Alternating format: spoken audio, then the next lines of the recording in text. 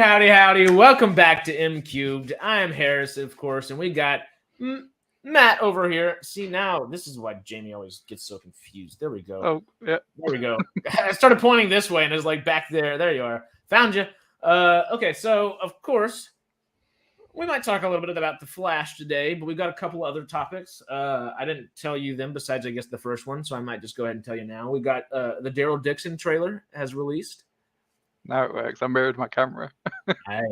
Well, not the Daryl Dixon trailer, but I guess the teaser, and it may be in French, so hopefully you're up on your French right now. Kelsey Grammer has talked a little bit about the Frasier reboot. Wait, did you say Fringe? Huh?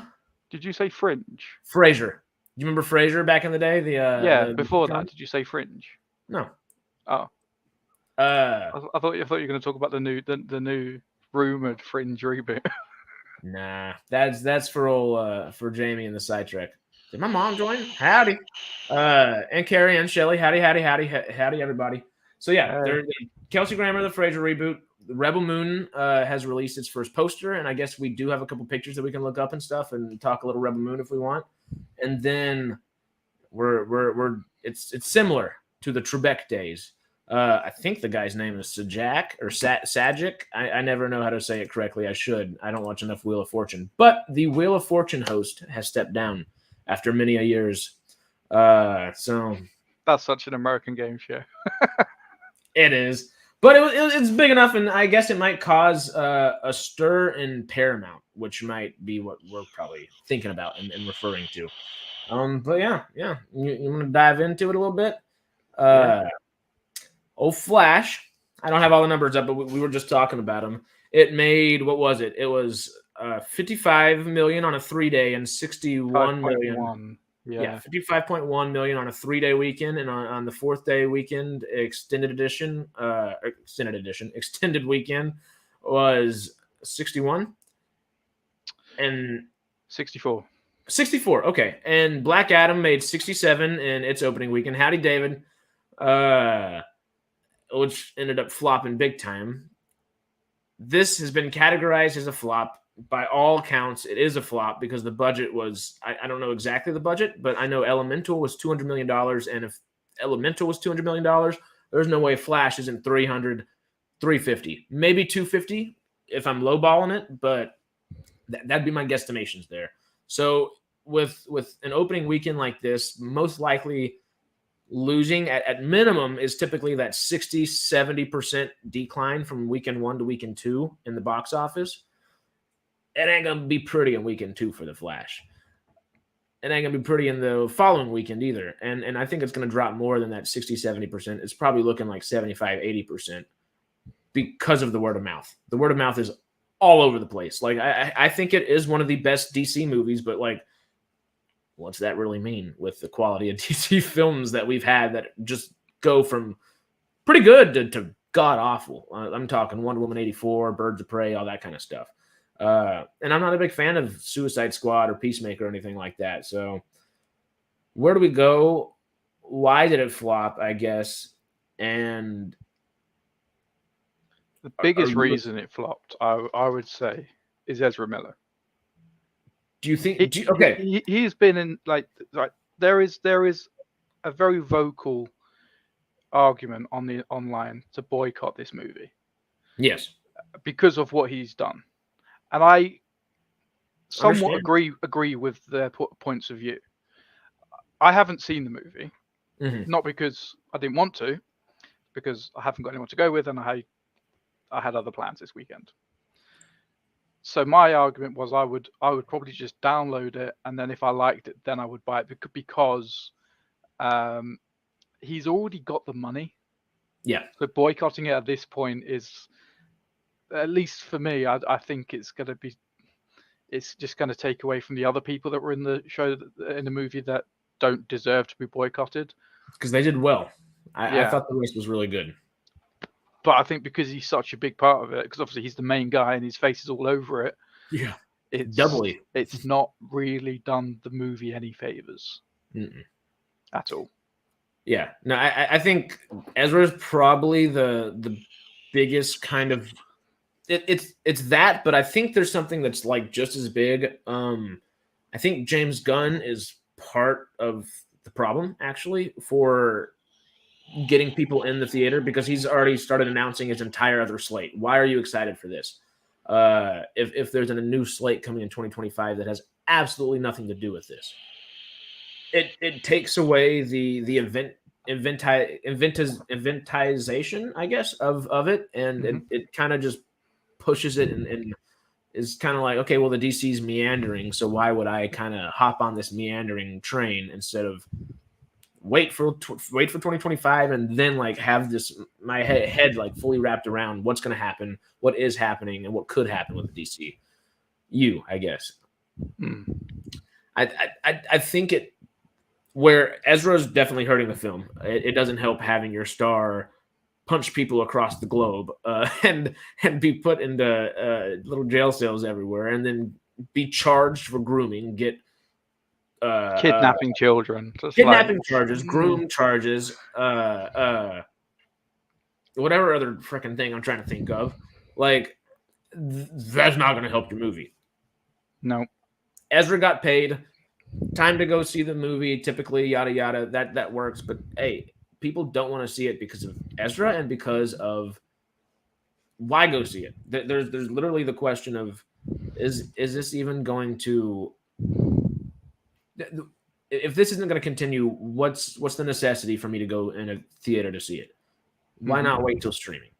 And I think people can be quite forgiving with stuff that happens with I think the best term is separating the art from the artist. Most people, I think, can be quite forgiving in those circumstances and could separate the art from the artist. Yeah. I think the problem with Ezra is not the violence, because you can not forgive it, but you can overlook it, and you're like, well, that's what he does in his personal time, whatever, I don't care. But it was the grooming, it was the kidnap, and that's kind of just like the level you don't cross. And you can't. Yeah. For me, I can't support someone like that. Is the other best example of that. That was somewhat close to me. Not close to me. I wasn't involved, but it resonates with me. There was the lead singer of Lost Prophets. His name was Ian Watkins. Yeah. Now I love rock music. I love Lost Prophets. I used to listen to him all the time. Heard a few things about him, but kind of just like I don't really care. It wasn't anything like terrible. And then the news come out that he was literally I don't want to say the word and get you deep like this taken down, but spell it, I guess. PEA. Oh, okay. I'm with you. Yeah. And he literally done something to a baby, and it was like the most disgusting thing ever. Like, if you want to know more, just type in Ian Watkins Lost Prophets. It will make you sick to your stomach, but I cannot even listen to that band anymore. And it's just such a shame because the other band members did nothing wrong. And I think that was my point with the Flash. Because it involved kids, essentially. It's just, you don't go that. You can't overlook that. There are lines to draw in the sand, and that's one of them. Like where politics, people like, I mean, I'm from Texas, so people won't watch like a Robert De Niro movie sometimes because, Robert De Niro's been being mean to all the Republicans over here, whatever it may be. And that goes for either side. It just depends on the actor, depends on the movie, yada yada. There's like a lot of liberals that don't want to watch Chris Pratt movies because Chris Pratt's super Jesus-y and conservative, Mr. Yada yada. And that's your own prerogative. If you can't separate the artist from the art, sure, like that's your own prerogative to do that. But most of the time, people are still willing to do that, whether they don't like the whole religious aspect and of Chris Pratt, or whether Robert De Niro's poo-pooing somebody over here. It doesn't matter. I'm probably going to still go see The Irishman. I'm probably going to still go see Jurassic World. But when you start beating women, grooming or doing terrible things to children. The line in the sand has been drawn, and it should hold steady. It should be either hop over it or don't. And I guess I hopped over it a little bit by going to go see it once. But like I said, I kind of do want to go see it again, but I'm not going to because I gave him the money once, and that's it. I've now got an opinion on the film, checked it out, did my due diligence, and well, he's already been paid. He's going to get residuals from the movie. That's a given. But so are so many other people. If it makes residuals, well, that's my point. He's already been paid for the job. He's done the job. It's done, and now it's out there. I don't know if you can really. It's a tough one. I don't know if you can look at it as hopping over, because I don't think he's benefiting anything from it anymore. No. Like he's literally got the money. He's already benefited from it, so we're already past that point, is kind of thing. So why not enjoy the art? Yeah. Even at the premiere, they pushed Ezra like down the hallway. They said, "Okay, here, make your one statement." And I'm pretty sure it was like just it was like a pre-written like press release kind of statement, and then just kind of like toss him back in the back. Did he go to the premiere? He did. See, I think it would have been a power move just to not invite him. Make a statement we understand he's not invited, but again, he is your lead role. Well, and not only that, he's your double lead role. You know, he didn't only play like the most pivotal role in the film; he played the most pivotal too, which kind of put a hamper on things in a way, I guess. Carrie says, in her humble opinion, it was Ezra that tanked the movie. Now Warner Bros. It's a shame because he is a good actor. I've enjoyed him in movies before. The first film I ever saw him in was Perks of Being a Wallflower. Which I fucking love that film. Excellent. Love that film. Right. What's the other thing he was in? Fantastic Beasts. Fantastic Beasts. He was the young boy. Didn't think much of him in that. For the look there, I did not like the. I didn't think much of him in that. But Perks of Being a Wallflower, I think he was really good in that. So that kind of showcases his acting ability for me. Mm. So I think he is a really good actor, and it's a shame that he has this talent, but he's also a fucking grade A dickhead. in real life. All the above. Yeah, that guy is awful. See, I'm the only film. I guess I am also not well versed enough in Ezra's repertoire of films, but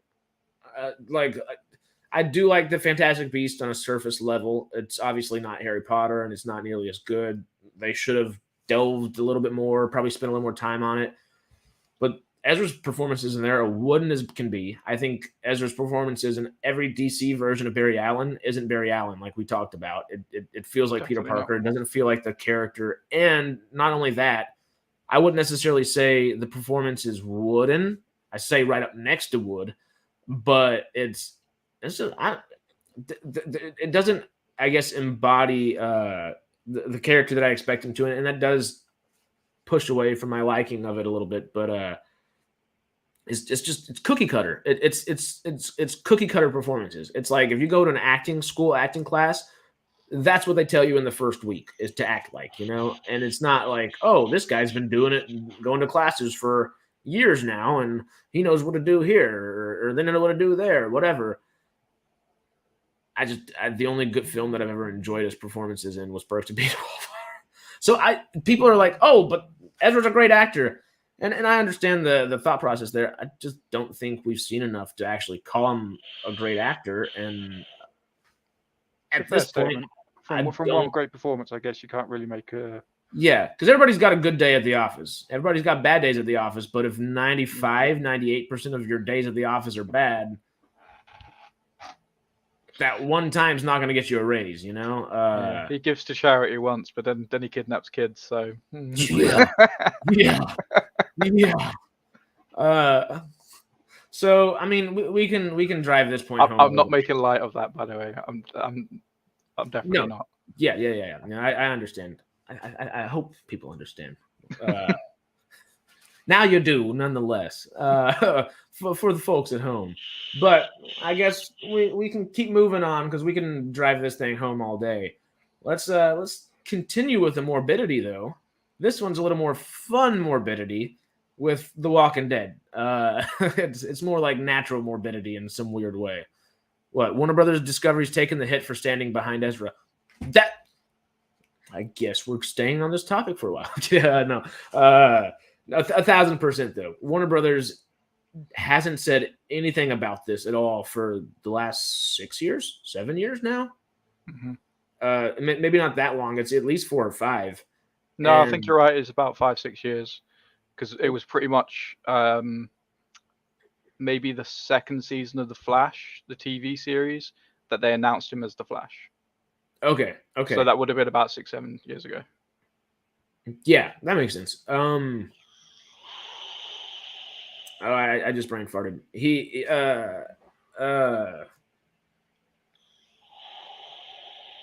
I completely lost my point there. Anyway, well, if I remember it, we will come back to it.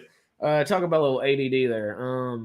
Let's jump into the Walking Dead stuff, just because that's a little more fun morbidity. Of course, you're still in the process of watching The Walking Dead for the first time through.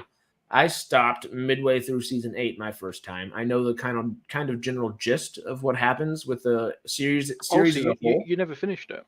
No. There's 11 season of the original series, isn't there? Yes. So there's 2.5, 3.5 that I haven't seen. 9, 10, 11, and half 8, so 3.5. And then you've got what is it, like 3 or 4 seasons of Fear the Walking Dead? Yeah, I watched the first one. I think it's 5 or 6 in total. Oh God. That's daunting because I know I've got all that to watch. And don't forget all the web series that start tying into things too. They have like 6 different web series. Oh, for God's sake. Oh, and we already talked about the I don't even remember what it's called. If Schmook were here, he would be able to tell us. But the Negan and Maggie spinoff, we talked about that a couple weeks ago. That's the one that's just premiered, isn't it? Mm-hmm. Yeah. That's what it was. The first episode premiered. So I guess it's probably the second, maybe third episode of now. It'd be on the second or third now, yeah. 8 seasons of Fear. 8 seasons of Oh my. I'm only on season 5 of 11 on the original. Now I've got 8 seasons to watch of that, plus the web series, plus the new series, and then there's another one coming out as well. Yeah, and then the Daryl's on the way. I stopped watching the 7th or 8th season. Yeah, Carrie. I stopped watching on the episode with Carl. You know what I mean. I did kind of spoil it for Matt earlier, but I won't spoil it for everybody else that hasn't watched it. Carl, the Carl thing pissed me off beyond belief. Always needed more Carl. Enjoyed seeing Maggie and Negan last night. You watched it? My mom watched it? Did you keep watching? You didn't finish The Walking Dead or Fear the Walking Dead, I don't think. No way. Mama, you got to be on Mayans. That's what you need to watch. Stop watching all the Walking Dead stuff. Get on Mayans. That's the good stuff. We were big. Damn. All right, she did watch it. Watch it. We were big Sons of Anarchy fans, and I've tried to get her to watch Mayans. I think we watched the first half of the first season. Then I think I went off. It was terrible. Yeah, exactly, Carrie. I can't get past it. I love how you said I'm not going to spoil it, and she put "Rip Carl." We all know now. It's fine. It was a slow bite, slow burn. I can't wait. I don't like Carl. Well, no, okay. I didn't love the character either, but just the way it happened and the context around everything. The reason it happened was because Chandler Riggs, the actor, turned 18, and he said, "Pay me as an adult, not as as a child actor." And they're like, "Yeah, we can't afford that. You're out." Just killed him off. Oh, they just like done him dirty. Bullshit. You know, it aggravates me. My mom thought it was The Walking Dead still. Didn't know they were watching a new show. Surely that should be in like every child actor's contract. Like as soon as you turn 18, you get paid an adult wage. Like that happens in every job. I think I don't think they can do that. I think they have to write new contracts when they turn an adult. So I don't think that it's like a contract only lasts until they're 18, and then like the day after they're like, okay, we got to write something new. Maybe not the day I after. suppose the they week get of or paid whatever. more than what you would in a regular job, so that's how they kind of get away with it. Yeah. And at that point, if you're the son or the quote unquote son of the star of the show within the show itself, and like you're one of the 5, 6, 7, 8 main characters, nonetheless, you can ask for a lot of money. And if they don't really have a clear plan for you down the path, down the road, it might just be written off. And that's what they did. And it just, you could feel it. You could feel it while the show was going on, and it hurt me. What's the name of Maggie and Negan's show? It was, okay, hold up. Maggie Negan show. It's Dead City. Yeah, Walking Dead, Dead City. And then this next one is just going to be called, I think, Daryl Dixon. Let's actually pull up. I'm actually elated that Daryl's not dead because I heard someone told me he dies. Yeah. I don't know who told you that, but they were messing with you, and they were just trying to make you feel bad because Daryl Dixon is surely alive, and he's well, they were. I don't know if it was my missus or something. She'd read something and she said everyone online was like really, really like outwardly like angry that he died, and I'm like, oh, I don't want this to happen. I don't want this to happen. So we've always been like just like waiting for the moment. Mm-hmm. Because I love Daryl. He's grown so much. He's probably going to grow even further. But as a character, he's just like, well, because he was never in the comics. He was literally written into the show from the get-go because he auditioned for the role of Merle. Merle wasn't in the comics either. Michael Rooker's character, and Merle ends up being one of the best characters in the entire damn show. But he wasn't written in the show at all, and they knew what they wanted to do with Merle for like the first season at least. Mm-hmm. And they were like, okay, well, we like Michael Rooker. We're casting Michael Rooker, but Norman Reedus did such a damn good audition. He could be Merle's brother. And they literally just wrote the character in there. And it ends up being one of like the most pivotal characters ever.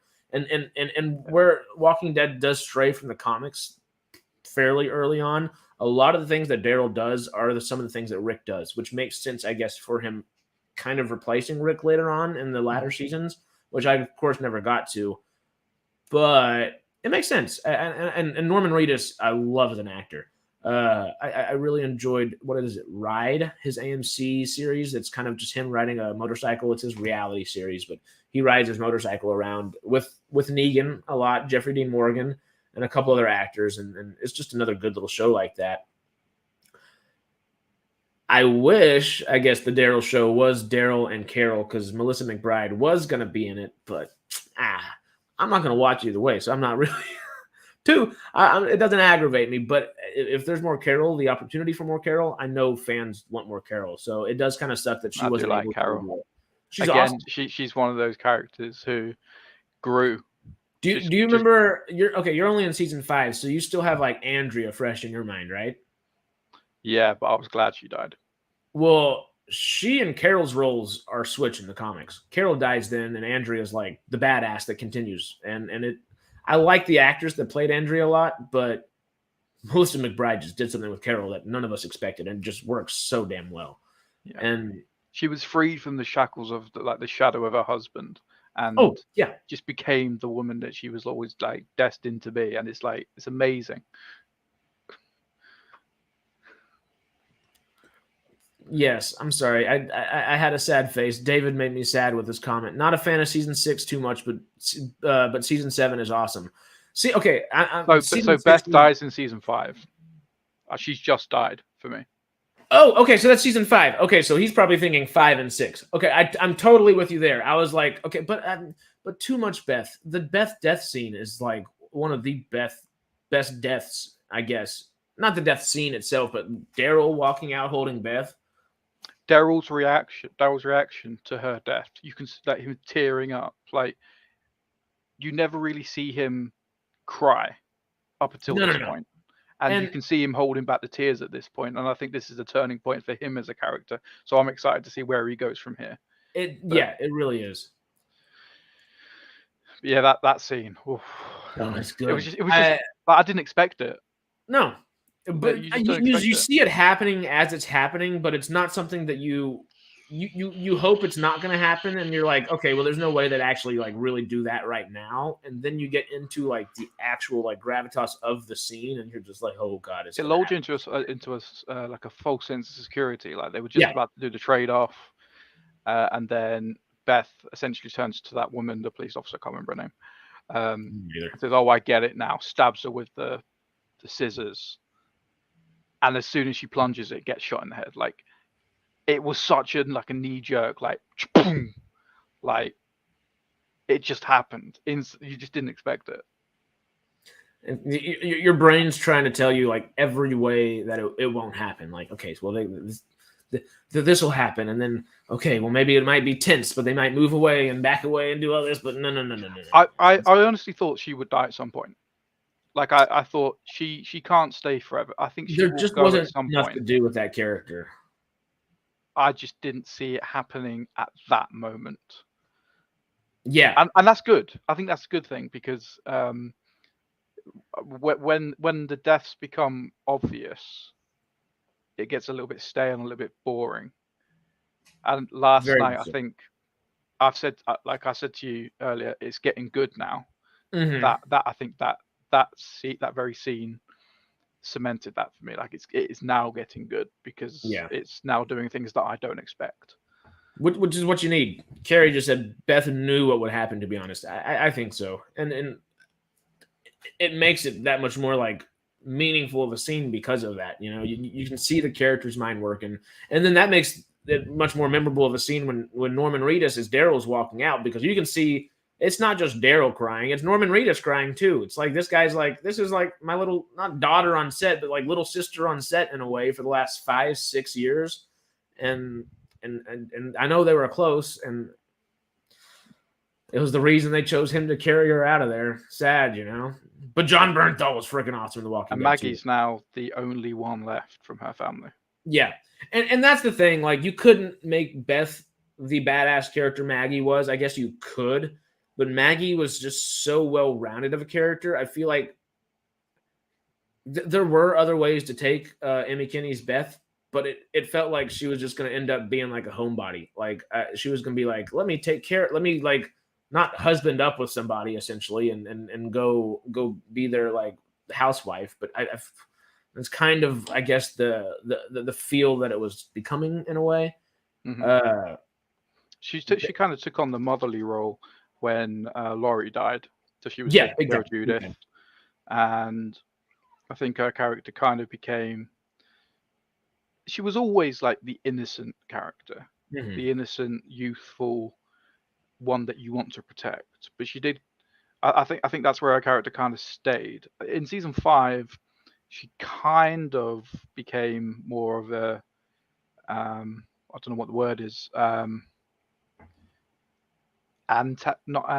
protagonist, like trying, like the forefront of problem solving kind of thing. She wasn't a side character anymore. Yeah, she was there to help. Yeah, I literally, as soon as that episode ended, me and my missus were both looked at each other and were just like, wait, like there was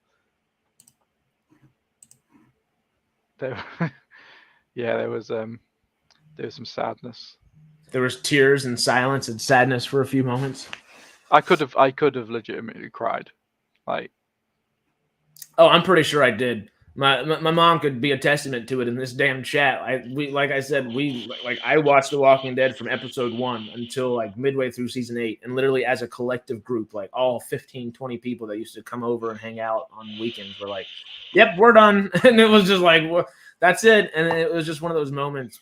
But in that moment, it was one of those things where like everybody's tearing up around you. That was incredibly sad. And then Herschel was even more sad. That was Herschel's death, yeah, because I didn't expect that either. I kind of, I don't know when. So the episode before that, the governor obviously appears and sees Michonne and Herschel standing there talking about a truck, and then kidnaps them. I never thought any one of them would die. I just figured something will happen. Rick will shoot the governor. That'll be it. That'll be done. But what kickstarts the entire shooting is the fact that he fucking. It's like Beth's scene in a way. Like the writing is on the wall the entire time, but your brain's figuring it out. Like your brain's thinking every single way. Like, okay, they're gonna get out of the situation. This isn't gonna happen here in this way. How's it gonna happen? And then it just happens in the exact way that where the wall's been written on. Like it's cookie cutter. He was old though. Well, yeah, he was old, but he was the elder of the group, and that's like a pivotal role in the group. And it for storytelling, it's something that is just so intertwined, and to lose that is what do you do? Rick goes batshit crazy. I think the hope in the group. Rick was Rick's obviously the leader, and he knows what to do to survive, and he's not afraid to do things to survive, to help the group. Whereas Herschel was a little bit more reserved. He too, I think, was a bit towards the end. He wasn't afraid to do things that he needed to do, but he was a man of God. Herschel would have made a great leader if he was 10 years younger. I think the fact that he was like a man of God, and he still had that book, the Bible, even when he was dead, like up until that very day, he was still reading from it. He was still like teaching his daughters the way of God. Is the hope. Yeah. And when he died, that hope kind of went. Yeah. At that point of the show, particularly, or in that instance, I guess that season, I'd say Rick is the heart, just because he's the thing pumping, and like it's either running fast or it's running slow, one of the two. It doesn't run normal that season all that much. And then Maggie's the brains. She just tends to be the thing that kind of keeps things together, and like not just like above the surface level, like Rick is like leading and doing all that stuff. Maggie's like keeping everyone together on like an interpersonal kind of way. And then Herschel was the soul, the consciousness, the hope that people had, like you said. Yeah. And the actor that plays him actually died in real life. Yeah. It's I almost said Scott Walker. That's the governor of Wisconsin. Who played Herschel? It's Scott something. His name is Scott Wilson. Scott Wilson. See, I was close with Scott Walker. But talking all this, he was at peace. He was at peace at that time. He had made peace in those moments. You could see the character making peace at that. Is Bob the lunch? Bob's gone now. Bob was lunch. I felt sorry for Bob. I knew he was going to die, though. I could see his death coming.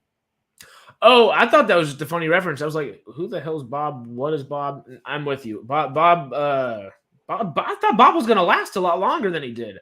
I thought he would last longer than he did, but I thought he was... I knew he wasn't going to last long. Yeah. I forgot about that character. He was a good character. He managed to do a lot with the little bit he was given. I love that he got bit and then got kidnapped, and they started eating his legs, and he goes, "You're such idiots. I got bit," and they were just there throwing up his leg. That's when the show's like, I guess the show continues to do well with all the Negan stuff, but it was so good when it was so good. And then it just gets into these drastically boring pieces. I remember because we had all the people over at our house every Sunday to watch it. It was like, we went from like 15, 20 people every time to like 8, 10 people. And then it kind of kicked back up and people were coming. It was like, is it exciting again? Is this going to be a good one? And then people would start coming. The priest, the father, Father Gabriel. Yeah, he's just, the episode before the one I watched yesterday, he went under the floorboards to escape, and I thought he was going to go meet someone because I did not trust that character. But he only went to the school to find out if it was true, because he couldn't come to terms with the fact that they'd killed someone in the church. Because he believed them when they said, "We'll let you go." He was just so naive, and now he knows the truth. I'm excited to see where he goes, because I think something's going to happen with him. He's going to change. I think his faith is going to be shattered. If they follow his comic stuff at all, it's good. He doesn't do a whole bunch up until kind of like he kind of meanders for a couple seasons, honestly. But you can see the mental change within the guy through that process. I never really got to the point where like Father Gabriel's Father freaking Gabriel in the show, because I know there's a point where he kind of goes cuckoo, not necessarily cuckoo, but he steps up. He realizes the world he's in. You know. Yeah. You'll like Jesus when you get to Jesus too. Jesus is good. I like Jesus. I forgot you said. I completely forgot you mentioned there was a character called Jesus. I wonder what Father Gabriel thinks of that. Do they meet each other? I think so. I don't think they make a big deal out of it though. Which would be the perfect opportunity just to make a jest, you know, something funny. But I don't know. Like he could get shot and then he'll just like get up because he's got Kevlar on or something, and it's like, I've risen again. I've risen again. Have the zombies do that. He comes back as a zombie. He's like, I've risen the third time. Surprise. David said Father G gets better. That's good. That's good. But speaking of Daryl Dixon and all this, you want to watch this trailer? Yeah. Let's see if... I mean, I'm not going to be able to watch this for like probably another like 2 years, but I'm excited to see it. I'll probably never watch it, but I'm going to have an opinion about it nonetheless, just because I have too many opinions on this show. Daryl arrived in France. So they go all over the world. In a French accent. Daryl arrived in France. In France. Check it.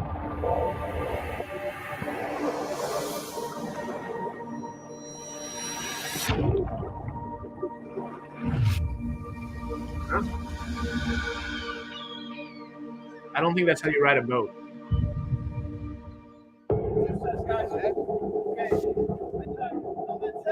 Roll it. Slide him up. 3, 2, 1, action.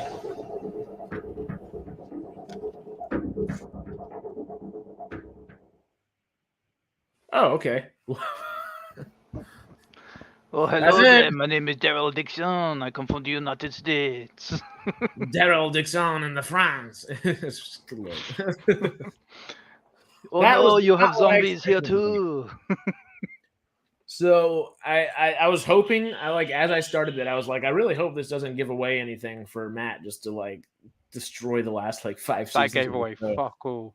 It didn't give away a damn thing. It literally showed shots of like the production, which I. Oh no, Daryl's walking around. Oh, he's walking, and he's also strapped to a boat. Did you hear me? I said that wasn't the right way to ride a boat. Like, I muted my mic, but I was laughing. I couldn't see because I went back and just watched the thing. But good lord. So that I don't know what to feel from that. That was just a minute of Daryl Dixon being Daryl Dixon, which is always cool. I mean, that excites me as someone watching The Walking Dead for the very first time, as I'm only on season 5, knowing the fact that Daryl gets to survive and gets to live to the point where he's going to be in this. Maybe he'll die in this series. Who knows? Who knows? Yeah. But it excites me that he's still around for a very long time, because I love that character. He's legitimately great. And Norman Reedus as an actor. I mean, have you ever seen The Boondock Saints? The what? The Boondock Saints. What's that? It's what got Norman Reedus famous the first time around. It's him, Sean Patrick Flannery, and Willem Dafoe. And in 1999. Mm-hmm. And now there's a second one. It was like 2013 or 14, 15, whenever they did it, I think. 2009. Okay. Boondock Saints 2, All Saints Day. Yeah. Which that one's not as good, but it's the first one's amazing. I really do like the second one still, though. That if you're a fan of Daryl, watch some Boondock Saints. Does this guy not age? No, not really. He look at the pictures of it. Vampiric, you know.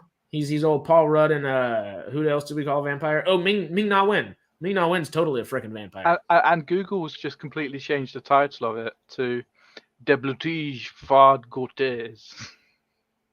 It heard you talking French. I don't know what that means. Norman was in a Lady Gaga music video too. Interesting. That actually, that pairing oddly fits. I want to know what else he's been in that I might have seen and just never noticed. He doesn't do like a whole bunch. He's married to Diane Kruger. You remember? Really? Yeah. From National Treasure, main lady in National Treasure. Mm. And she's great. Inglorious Bastards, she's great in everything she's in, and so is he. I really hope. I would like Keanu Reeves in the MCU. He was in Charmed. I haven't seen Charmed. Maybe. I don't remember even. I did watch Charmed. I didn't watch all of it, so I might have missed him. But I used to like Charmed. Charmed was good. David just said if you get round to it in Fear the Walking Dead, his favorite character is John Dory, played by Garrett Dillahunt. I only watched the first season. I don't feel like I recognize that character. I may just by like face, but he's in Blade 2 or 3. See, every time I think about that, I just think of like Donal Logue. I love Donal Logue, and he's in Blade. But if you Google John Dory, it comes up with a picture of a fish. It's the Saint Pierre or Peter's fish, refers to the fish of the genus Zeus, specifically Zeus fabar of widespread distance. I don't know. Why did I think a picture of Dory from Finding Nemo was about to pop up? Yeah, so I'm not necessarily excited per se about it, and obviously that was a Collider article that we went through and then watched the teaser just from YouTube, but I'm intrigued nonetheless. Okay, before we move on, with it being just a Daryl show, if Melissa McBride's schedule does clear up, and I guess it is called Daryl Dixon, so it would be just Daryl Dixon at this point, but if she was able to come back to that show like they originally planned, obviously, you don't know exactly what goes on, etc. Neither do I. But would you like to see that happen? Because Daryl and Carol are pretty badass. Yeah, because I think that would suit her character anyway. She tends to go away for quite large amounts of time and then just reappears at like opportune moments. So yeah, she's like, I'll hang out on the outskirts. You just don't worry about it. She literally gets kicked out of the group and then, oh no, they're under fire. Oh, I'm here now. I'm here to save the day. I'm here to save Judith and kill those two girls, but we'll gloss over that. I still think that was the first time I think I got over 100 retweets. So whenever she killed the two girls, little Lizzie and whoever, the little sister of Lizzie, I don't remember the other character's name. She look at the flowers. I found a meme off of I think iFunny, and I just put it on Twitter. And it was Medea, and it was like, Lizzie, look at the flowers, and it was Medea sitting there with a pistol, just cocking it back. And it was the first time I think I had over 100 retweets. I was like, yes, big day, and it was the funniest shit. I cracked myself up with it. I love that meme too. It's just look at the flowers, Medea pops up. It's just good lord. But it's funny. It cracks me up.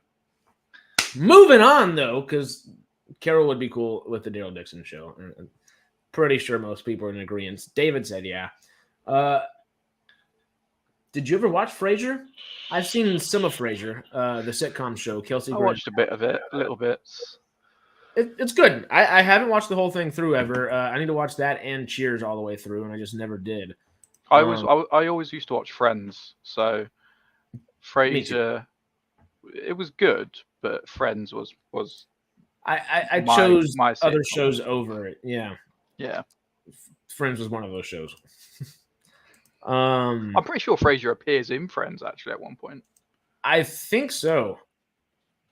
Not 100% positive, but Frasier, I believe so. The friend. Frasier sends out a radio call for a new friend and then meeting Bob.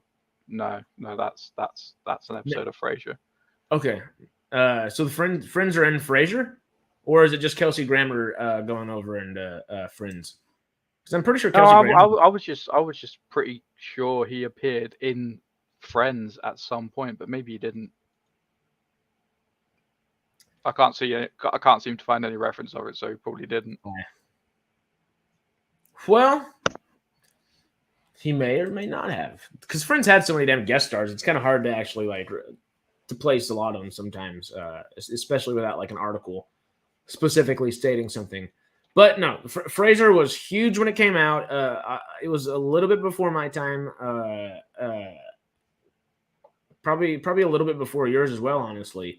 And not by much, but kind of like right in that kind of. Well, it was on at the same time as the shows I grew up watching, but yeah, I guess because it was an American show, it wasn't as big in the UK.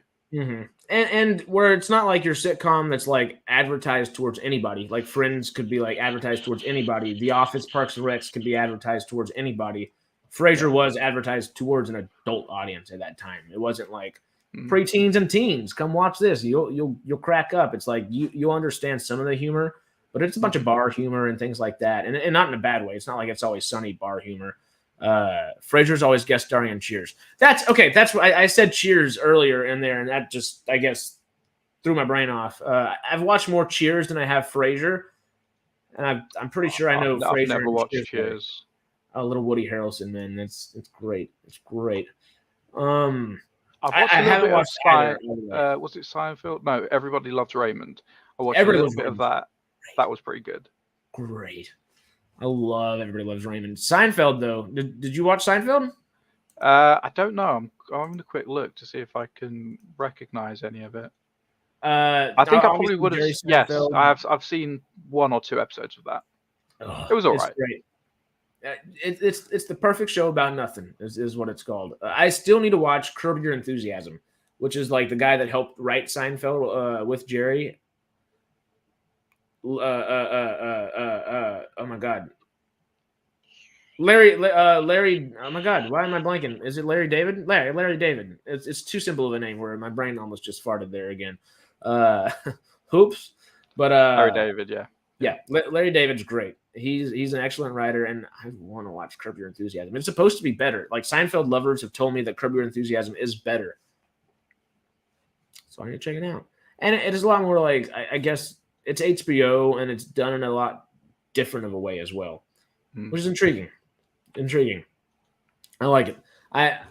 We don't really have many good. I say that, but I guess I do tune into funny sitcoms. It's so niche down. It's hard to like pick like which ones are like super popular now. Obviously, I watch It's Always Sunny in Philadelphia, and I love it. Love it. I'm planning on watching that, but there was so much of that. I watched the first few episodes of the first season because I wanted to watch it because I know Danny DeVito's in it, and I've seen clips of him, and it's like it looks hilarious. But in the first like load of seasons, he's not in it. Just the first season. Well, I watched the first few episodes, and I'm like, this isn't funny. I couldn't see it, but I think I need to carry on watching it because I know it does get better. Yes. I also need to watch The Office, but I'm going to watch the British Office first. I prefer the British Office. I haven't watched either in like chronological order or in their entirety, but from the bits and pieces that I've seen of both, I do like the American Office a lot. But I mean, Ricky. I have a favorite character from America because I see a lot of clips from the American Office. Mm-hmm. And Dwight is like my favorite. Oh, Dwight's great. Dwight and Jim's relationship. It's perfect. It's perfect. But just Ricky Gervais and Stephen Merchant for me. It's harder to find a better pairing for comedy on this freaking planet right now. I love them too. I've told y'all, like, An Idiot Abroad is probably one of my favorite like things that's ever happened. Carl Pilkington is just. Oh, I love Carl Pilkington. I was talking about him the other day to some work colleagues. I'm like, I can't tell if that's a character or if he's genuinely like that because in every interview, in everything he does, he is Carl Pilkington, and I'm like, I just cannot tell if it's like. I'm pretty positive he's genuinely like that because. How do you not break character with Stephen Merchant and Ricky Gervais just straight up fucking with you most of the time? Like you'd have to like. And I mean, he'd have to have Trailer Park Boys level of like character within that, or like Sacha Baron Cohen as like Borat. Like it's either Borat or Trailer Park Boys. Like that's the level of Carl Pilkington character, if that is a character, which I just don't think it is. Because that damn, I think maybe it might be. He is like that, but he plays up to it in interviews and the podcast that he used to do with Gervais and Merchant. Carl Pilkington, just thinking about it just kills me. Like just him struggling to get up like Machu Picchu, him sitting in the toilets in China, having to squat down in that thing. The funniest thing, walks out, is offered a frog to eat, and he's like, Is it a frog? It's just the bad one. It's so bad. I love it. It's great. David said he used to love Scrubs until the late season. I used to love Scrubs, but then they went to, it was like Residency, and they brought in the whole new cast, and like JD was like the new Dr. Cox essentially, and I'm like, this is shit. They took out all the heart of it, because with the later seasons, all the heart from original Scrubs. Like I remember when what was her name? Oh, big black lady. What's her name? The actress. She was like the nurse behind the desk, but she used to do rounds and stuff. I can't remember her name, but then she died in Scrubs, and it was like one of the saddest moments you ever see in like a sitcom. It was like a proper serious episode. That was like the heart of Scrubs for me. It wasn't like Nicole Brown, was it? She's not even in Scrubs, is she? I don't know what the actor's name would have been, but I'll find her. Right, I'll find her, and I'll Nurse. Was it Nurse Roberts? Aloma Wright? Was that her? I feel like that was her. Yes, yeah, because she dies, and it's like the saddest thing. When shows lose not even like one of their main characters, when they lose their main characters, there's obviously like a big switch up. But when they lose like that primary, like secondary character that could be like one of the main characters, because it's just that person that's interacted with constantly, like. Well, they changed up the main character, didn't they, in the later seasons? So JD wasn't the main character anymore.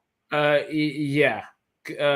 So the voice in the head, like, we're going along for the ride that we've had for like the 8 seasons or whatever it was before, switched to someone else, and I don't think it worked as well, because who plays John Dorian? Zach Braff, right? Zach Braff, yeah. Yeah. I think it was his humor and his innocence. Well, I never watched any of it after he left, and it wasn't one that I kept up with. I've just seen episodes here and there because I like his humor alongside. I forget the other main actor's name, but I love their humor together. But that was when Zach Braff decided to start being less funny and trying to do more dramatic stuff, which just hasn't worked well in his career at all. I mean, he's Chicken Little. Like, here's be Chicken Little, like that's your humor. Like, yeah. Hop into JD's brother is in the Flash. JD's brother is Reverse Flash. Really? Yeah. There's an episode. I think it's probably in season 1 or 2, where JD's brother comes to visit, and he's there just like jumping about on things, and he's just being a general pain in the ass. But that is Tom Cavanaugh. Tom Cavanaugh's in so much that you just don't think about. He's a great actor. Yeah.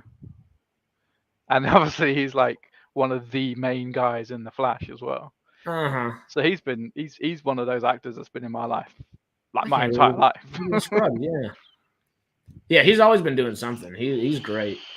I hope his career continues. I would expect if anybody's career continues after the Flash, honestly, he's the one with the best poise to go places. Oh, he's a fantastic actor. He played so many characters in the Flash played other characters, but they generally played just alternate versions of themselves. Whereas Tom Cavanaugh literally played different characters. Yes, they all had the name Harry Wells or Eobard Thawne, but they were ultimately different similar characters. Personalities, but very different. Yeah. They're all raised in different places, think different ways. Which I like a lot of those scenes where they felt silly, but it was also great in a where I guess the silliness wasn't necessarily what was going. It was silly that what was going on, but a lot of the silliness came from people's reactions to what was going on. Compared to like if it was just all them in a room, it would have felt like almost like Rush meeting Rush again. Like just that quality of acting in the first season of The Flash. If he was anyone else, I don't think they'd have brought him back. and they wouldn't have had Harry Wells from Earth 2, and then obviously the Council of Wells and all the Wells that they did, like, you know, moving forward. And I know they kind of dropped him in the last couple of seasons, and it was nice to see him in the finale. It was very nice to see him in the finale. But if it was anyone else, I don't think they'd have carried on with him, with them. Because they changed the actor for Reverse Flash shortly after that. I think it was in Legends of Tomorrow. No, it was in the it was in the Flash, and then because it was Matt Letcher, I think it became the original Eobard Thawne. And he was a little older, right? Yeah. The story was he's the one that came back and fought Barry in the house, and then he found Harry Wells and used that machine to turn himself into Harry Wells. That's why he looks like that. And then obviously in later seasons he was like, I'll just look like Harry Wells because this is the face that like fucked you up, kind of thing. And he's like messing with Barry, but it's because he was a way better Reverse Flash than Matt Letcher. Matt Letcher was fantastic, don't get me wrong, but he in Legends of Tomorrow, because I think I watched up until like the second or third last season in there. Matt Letcher was in the second season. He was being chased by Black Flash. Being chased by Black Flash, and he had the Spear of Destiny, and he was going to try and essentially stop himself from getting erased from the timeline. That's what he was trying to do. And then all of the reverse flashes come, because Reverse Flashes from different times come to help stop the Legends from getting the Spear of Destiny, and then Black Flash comes, pulls out his heart and kills him. But then he comes back in the Legends of Tomorrow again in like season 4 or 5. And that's when he's with Damien Dark, right? Yes. Okay. That's the thing that I remember the best, I think. Yeah. John Barrowman, Damien Dark. Yeah. Which those three as villains together, like fantastic. I liked. Fantastic. That performance I absolutely loved. But yeah, Tom Cavanaugh is the best for me. Yeah, no, I like the three of them together. It just gets lost. Like once again, like Cavanaugh's performance gets lost in the silliness of like the Flash, the show, just kind of around him a lot of the times. That got lost in the performance of the silliness of Legends of Tomorrow, because Legends of Tomorrow was silly as hell and could have been just so good. I don't dislike the way they chose to go with it, but the first season of it I thought was a little bit campy, a little bit. But it ended on a hard, strong, beautiful note. It was. I think it was very silly. Yeah. But then that second season rejuvenated that show for me. I've not watched seasons 4 and 5, so I don't know what happens after that. Okay. I either finished at 3 or 4. I don't remember. I stopped watching all the shows all at the same time because I was like, I'm just too anal about it. I like things in like chronological order, so I was like, Monday watch Supergirl, Tuesday watch Flash, Wednesday watch Arrow, or Wednesday watch Legend of Tomorrow, Thursday watch Arrow, and I couldn't keep up to it. By the time they added Black Lightning and a couple others, I was like, I can't keep up with it all. I don't even think the episode of the giant teddy bear. Oh, what was that? Like it wasn't BMO. It's something like that. It's not something Furby. Like that. Yeah. Something like that, and it's a recurring character after that, which is like, okay, it's a funny gag, but have it on like the back of like a shelf or something. It doesn't need to be like the villain. It was the villain, like penultimate villain of a season at one point. Like, what? Whose idea was this? I think that was season 3. I'm sure that was season 3. Yeah, I think so. That sounds about right. That was terrible. That was terrible. I would have rather this after the highs of season 2 when they go for that. I'm like, oh, for God's sake. like I would rather just a green mug that says the word alien to be the villain than giant blue Furby alien. I thought it said Alan. That's in Barry Allen. Alan. I'm playing the game of daytime, nighttime. We always play daytime, nighttime over here, though. It's daytime here, nighttime there. Huh? Yeah. Okay, so that's well. Okay, while we're on the topic, because we did go off a little bit about Frasier and stuff. We ended up just talking about other silly things, which is great. We'll bring it back. So to Frasier's getting a reboot. Frasier's getting a reboot. Is it going to be the same characters, same actors, or are they doing a hard? Okay. Yeah, so it is everybody coming back together, and I expect for Frasier fans that it's going to be great. Obviously, I don't know Frasier all that well. They're a lot older now, though. That it's good. They're all older. A lot older. But Kelsey freaking Grammer, man, he's great. Do you remember the X-Men movies? He plays Beast, Hank McCoy. So he's just yep. He's good at what he does. I like him as an actor a lot, and I'm ecstatic for him to be coming back, and just hopefully not only will this like bring his career back, that's quote unquote bring your career back, just because you have that big heavy hitting show that's like back, people are excited for. He should be retiring. He's like 68. I know, but we just had Michael Keaton as Batman in The Flash, and he's like 72, 3, so. All these old people just like, we used to be really popular. Let's get popular again before we die. Please, honestly, I want Kelsey Grammer to come back as I'm all for it. Like that seasoned veteran kind of dude that's like here to help people. Like I'm hoping the Frasier reboot won't only just bring him back in the forefront of a lot of people's minds, but like toss him in some movies. I can't wait until they do a Flash like remake in like 20, 30 years time. And they bring back Grant Gustin, like they did with his dad from the 90s. Yeah, Like, I can't wait for that. Because, that makes sense in somewhere between 10, 20, 30 years. Somewhere in that realm. Just depends how DCU tends to play things, I'm kind of hoping they, cast him as the next Flash in the movies. Listen to the fans kind of thing, because everyone thinks he is. I'd like them to. I just don't see them doing that. And the only reason is not the only reason. I think the main reason though is because Grant Gustin. What movies has he been in? Don't think he's been in. He was in Glee before he was in Flash.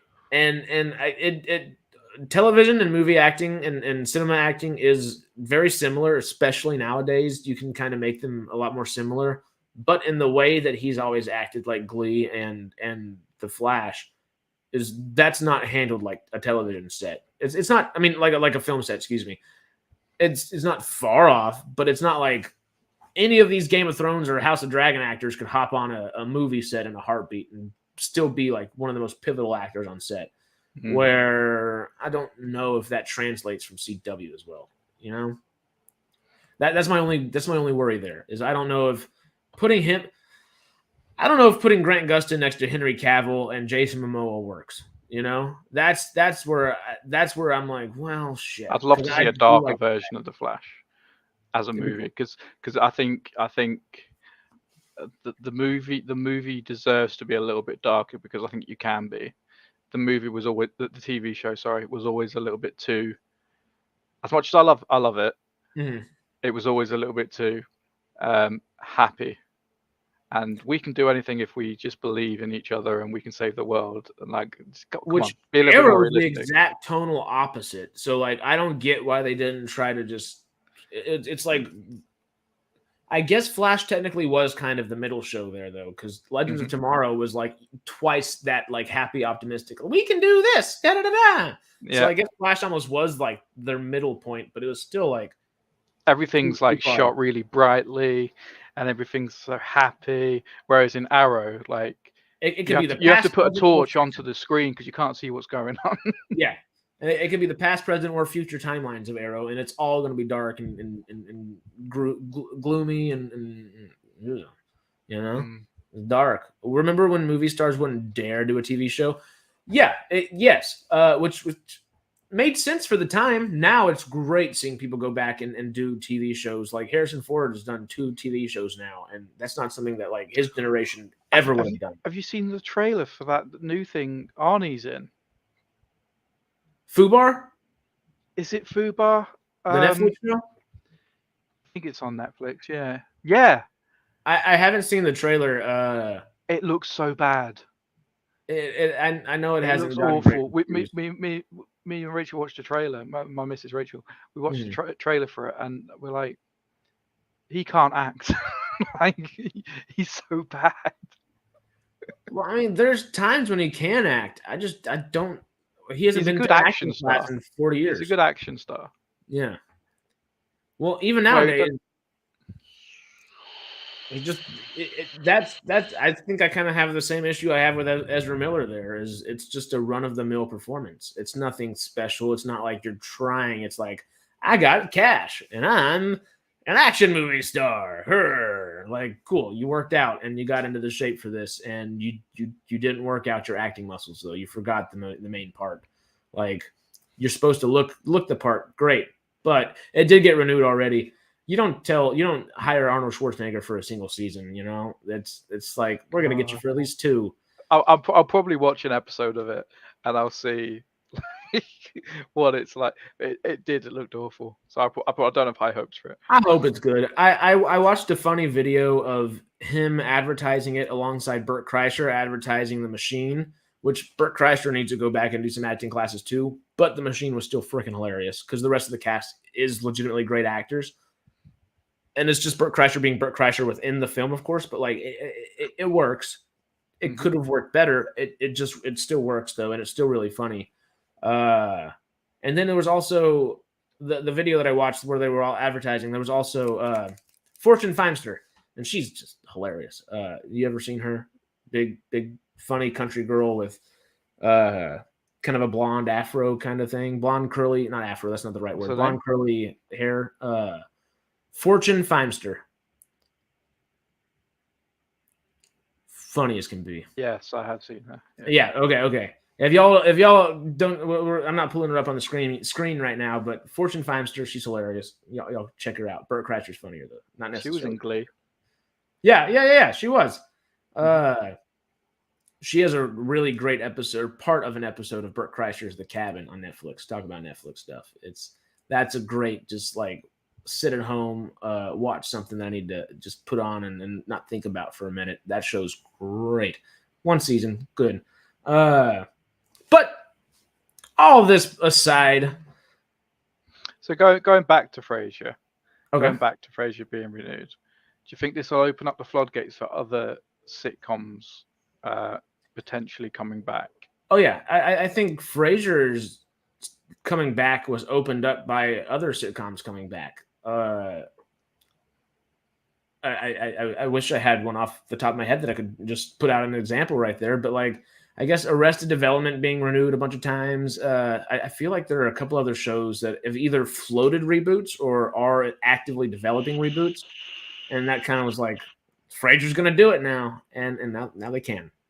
So see, because there's always been with Friends, there's always been the will they ever come back for a reboot kind of thing. They did was it 30 years or was it 20 years? It was 20. Anniversary. Yeah, they did that and they all came together for that. And it looked like they had a really good time. Mm. And there was rumors that they were going to potentially do a new series after that, but nothing ever came of it. I'm kind of holding out hope that we get something for Friends. I don't think we will. I still find Friends extremely funny. I love Friends. But see, I think Friends could be, it doesn't have to be a reboot. It could be, well, it will be a reboot, but like it doesn't have to necessarily follow the 5 friends. It could be their kids. And that could be like, it'll be Friends, but in the modern, because it was always, it was just, you follow the lives of these 5 friends and what they do. Yeah. Now that they're a little bit older, they can cameo, they can do whatever they want. But it'll be their kids because Chandler and Monica have 2 kids. Obviously, Ross has, oh fucking hell, whatever the kid's name is, Ben. Mm-hmm. Yeah. And then him and Rachel has kids. The girl baby. Fuck, what's her name? Can't remember her name. But there's 4 kids there essentially. Phoebe and Paul Rudd, whatever the hell his character name is. They got married, so they probably had a kid. Probably, and then so that's 5. And Paul Rudd could still come back for it too. Joey is Joey. He's a player, and he probably doesn't settle down, so he's going to be the crazy old man. That or Joey has like 12 kids and is like just kind of like meeting them or something for the first time in their adulthood. Yeah, honestly, that you made a good point because I was about to say I don't think Friends would work nowadays, and there's a lot of different like articles and people that have like argued that like it wouldn't fit in the quote unquote like woke environment that we live in now, just because a lot of those jokes would not fly, in today's time. The character of Joey wouldn't work now. Yeah, not in that same way at all. That's not in the same way. But I think the character would be funny, but it would be funny in a different way now because he was still making all these same jokes, and then everyone would there be cringing at. Yeah, no, the way you said it was like if they all come back as adults and it's their children, my first instinct is like, great, another one of those. It's like, oh, that 90s show or whatever, or even I guess that 90s show's not doing that exactly. I still haven't watched it. I need to. I guess I don't really need to. But like it's kind of that's a good excuse to bring that next generation on, and a lot of shows do that. But I feel like it would work if all those because. The problem with bringing Friends back is like a lot of the characters and the way they react to things, the way they talk about things probably isn't PC enough for nowadays. I don't like to say woke all the damn time. PC is probably the right terminology to use. But like, sure, yeah, that might not work if it was just a straight on reboot or a continuation. But if it's the kids and the kids think a certain way and the parents think a certain way that's different than the kids, it almost feel like Modern Family with a wider audience, and that wider audience would be good.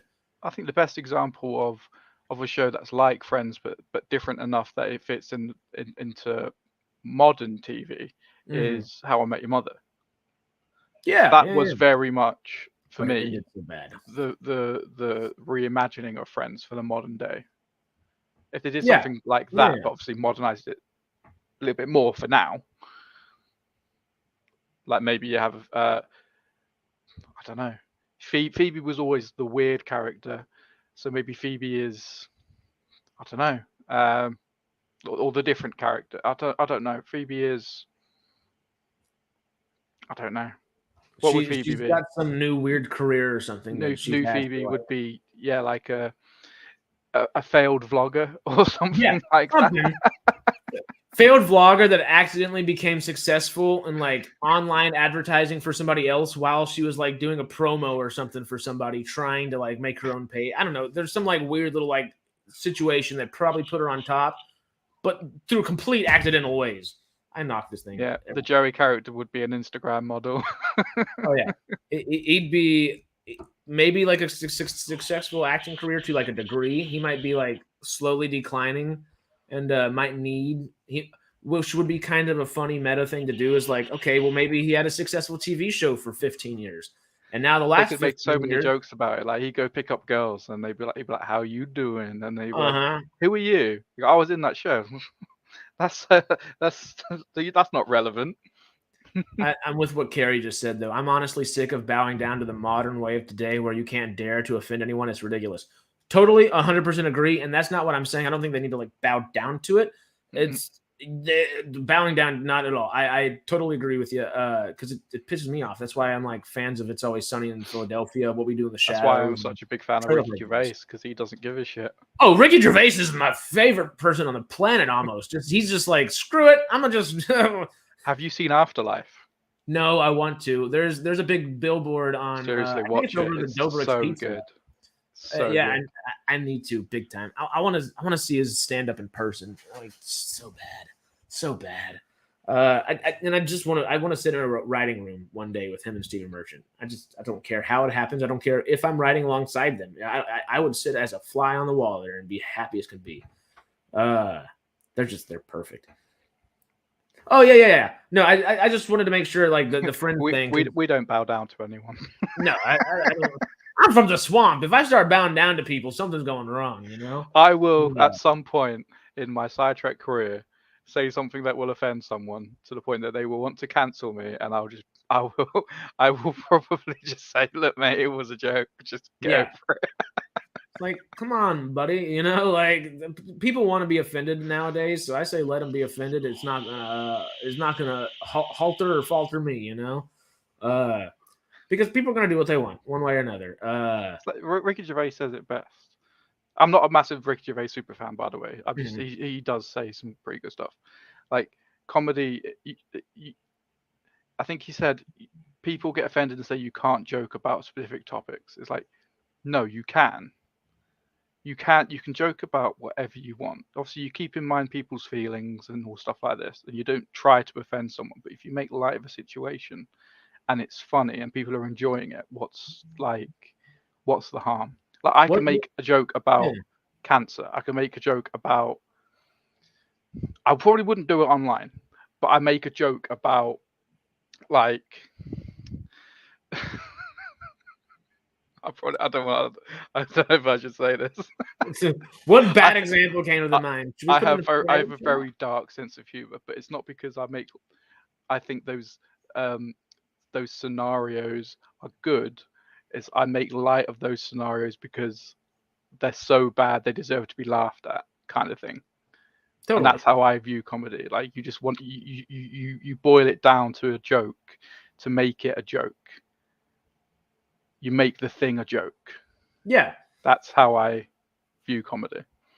A lot of the time, comedy is just pointing out what's going on. Like, and most people, me included, walk around completely in their own little head in their own little world 90% of the time. And then whenever they hop out of it to be in like a certain place in like the day where they might have just been completely unthought about something, they have to like react to something else. And that's when funny moments tend to happen. And that's what most people make fun of or make light of or jest or joke about. And it's perfect. It's just life. It's just life. Like, I'll make a joke out of everything. Me too. Absolutely everything. Every bit of trauma in my life. I've had a lot. Well, yeah. I'll turn it into a joke. That's the way to process that too. Yeah. Me and my missus were watching Manifest last week. And we were talking about how bad it is and how like boring it is now. And you'll know if you watch my video. My dad died like 3 years ago, right? But he was watching Manifest. So you're just thinking about the So I said to my missus, "This is so bad. I bet he's glad he's dead now."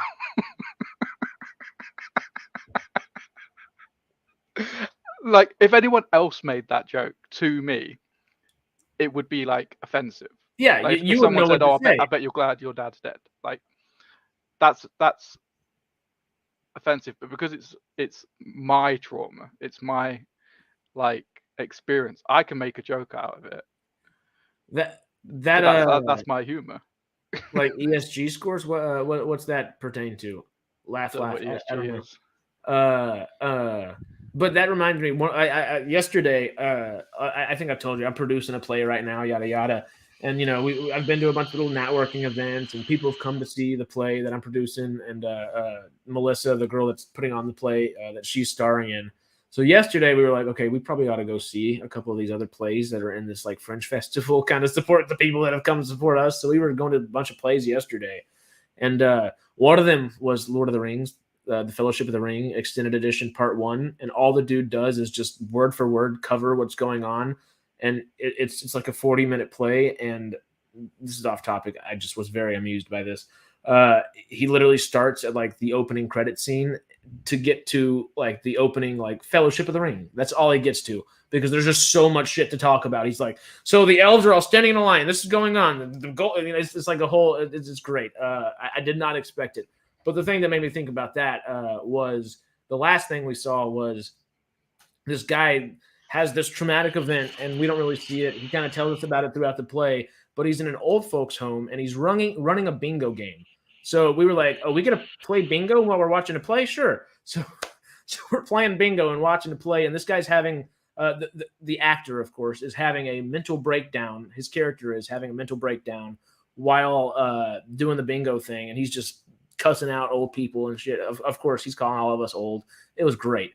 He was going through his trauma. It was the mental processing of his own trauma of his own actions, and it was really fucking funny. I didn't know what to expect, but it was a bingo game play where the person hosting the bingo game is having a mental breakdown and has to process this mental breakdown, and it was great. It was great. But it had jokes, like there was a whole, like he literally, like it's a play. I don't think I'm giving away or spoiling it. There's a point of the play where the dude pulls out, like, obviously fake actor, yada yada, but pulls out heroin out of his pocket and starts getting it ready in front of the old people, and it's just like, this wouldn't be funny, but like it is, and like just because it's the guy that's actually like going through it, talking about it. Like a couple times you rear back, you're like, this is pretty dark. And then he just says something funny, and it's great. But I think comedy and humor is a way to process things that aren't not meant to process necessarily, but are harder to process typically. Mm-hmm. It's making light of things, but it makes light of things in a way where that light is shown upon it. So now we can actually see it at its core and decipher what we truly feel about it after. And mm-hmm. gives us time to process and stuff like that. The way I look at it is, dark things deserve to have a light shine on them. Yes. To make them not so dark. So because you can't process a dark event in your life, you have to shine a light on it. You have to make it not entertaining, but you have to make it easy to process, and comedy is so easy to process. Yeah, it just breaks things down in an understandable way. It's perfect. My son said to me yesterday, "Do I like Batman?" And I said, "Well, I'm halfway to Batman." And he said, "What does that mean?" And I said, "Well, both of Batman's parents are dead." What did he say to that? What did he? I don't think he heard me, but my missus did. Did she start cracking up? Yeah. Because she's either getting really worried or starts cracking up immediately. But she has exactly the same sense of humor as I do. Good. So I can't make these jokes around most people, but I can around like her. Good. And I can obviously hear now with context. Yes. But I wouldn't make those jokes without the context. Obviously, I've explained why. Clip it.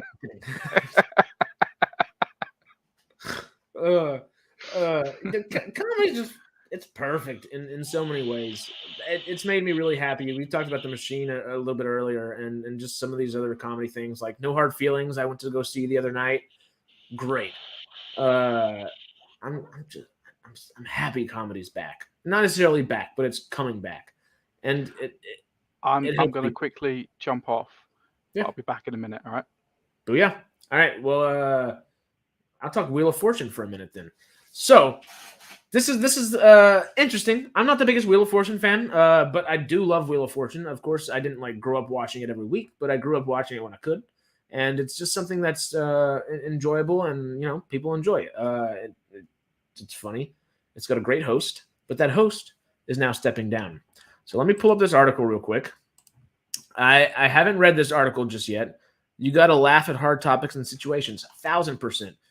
Real quick, just while I'm thinking about that. If y'all haven't ever watched it, Kill Tony. It's Monday. It's Monday. Kill Tony airs in like 5 hours, I think. It's just a funny comedy podcast. It's the #1 comedy podcast, I think, in the world. Live comedy podcast in the world. And it's great. It really is. The whole concept of it, I guess, is there's like Tony Hinchcliffe and Brian Redband, and then like one or two other comedians that are guest comedians that tend to pop up.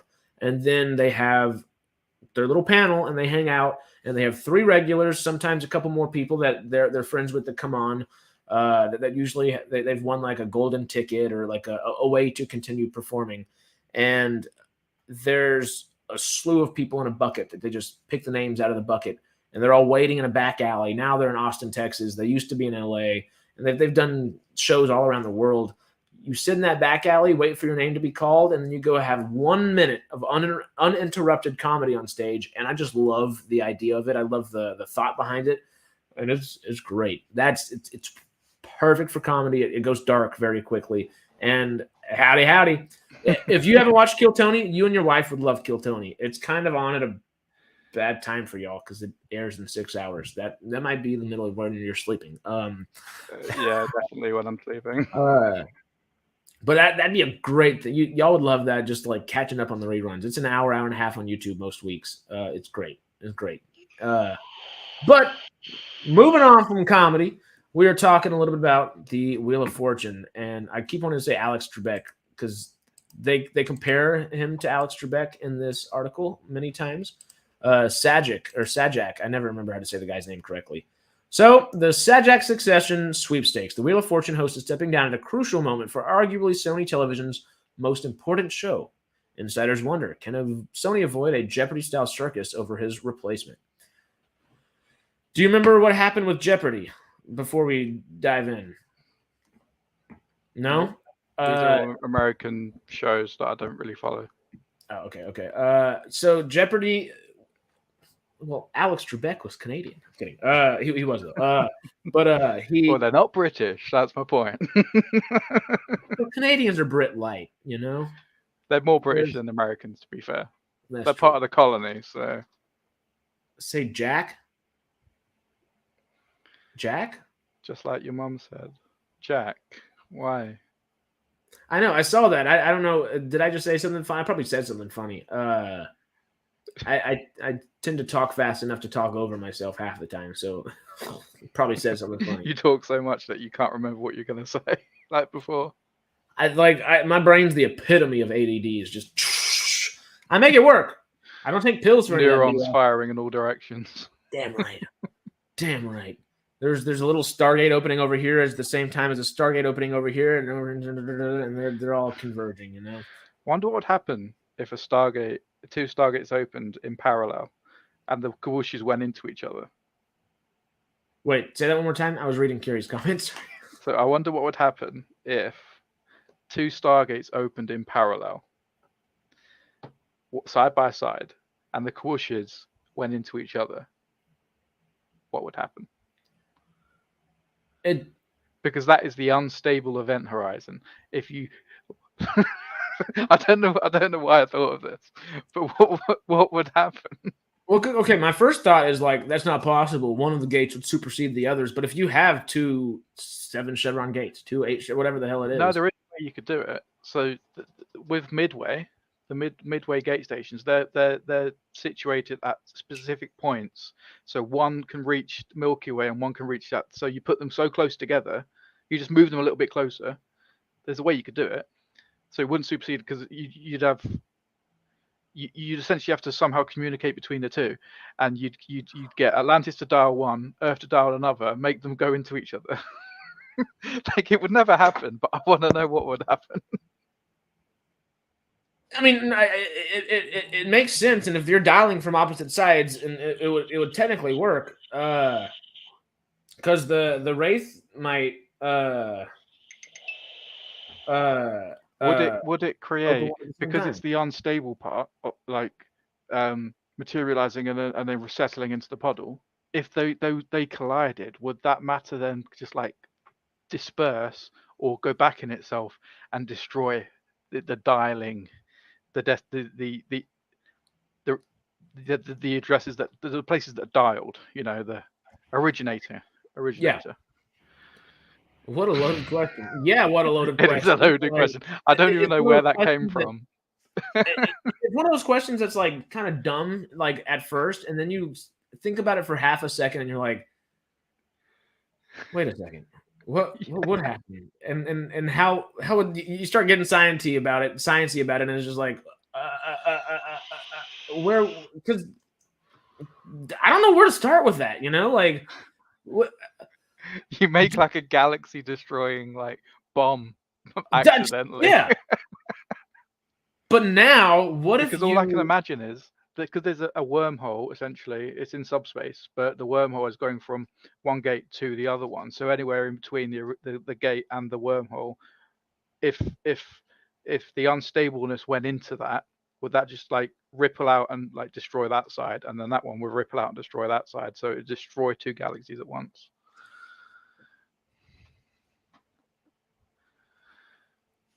Possibly, and now my question extends. If that were the case, could they put a force field or a shield, whatever, around that bubble and capture that energy before it actually like goes anywhere? And then could that be like a literal, like consistent, like battery forevermore?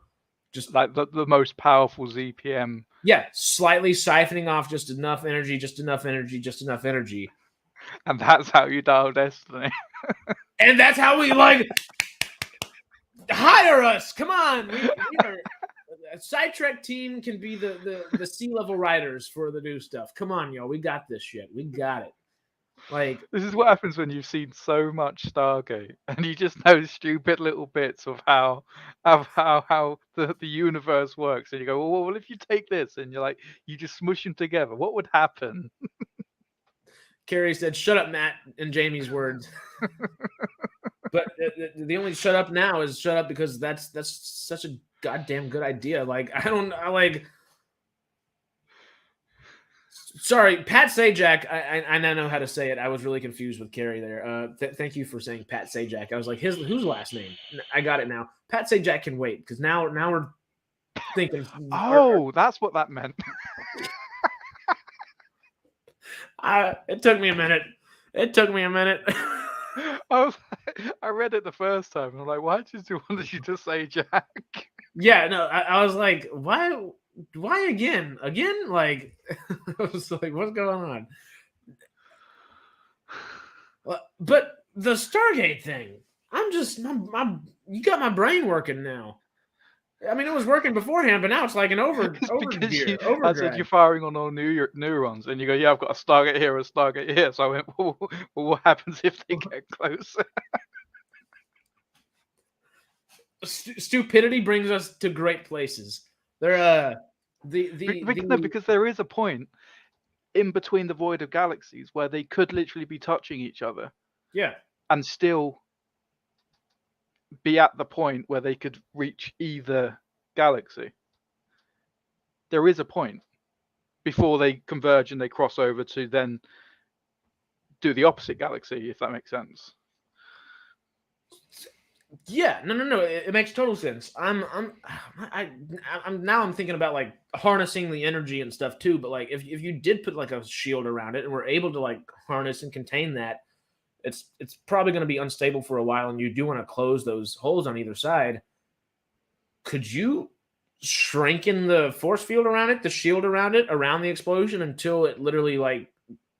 Yeah, you could, because Atlantis has the shield tech to literally contain just the gate. They did it when the gate was exploding.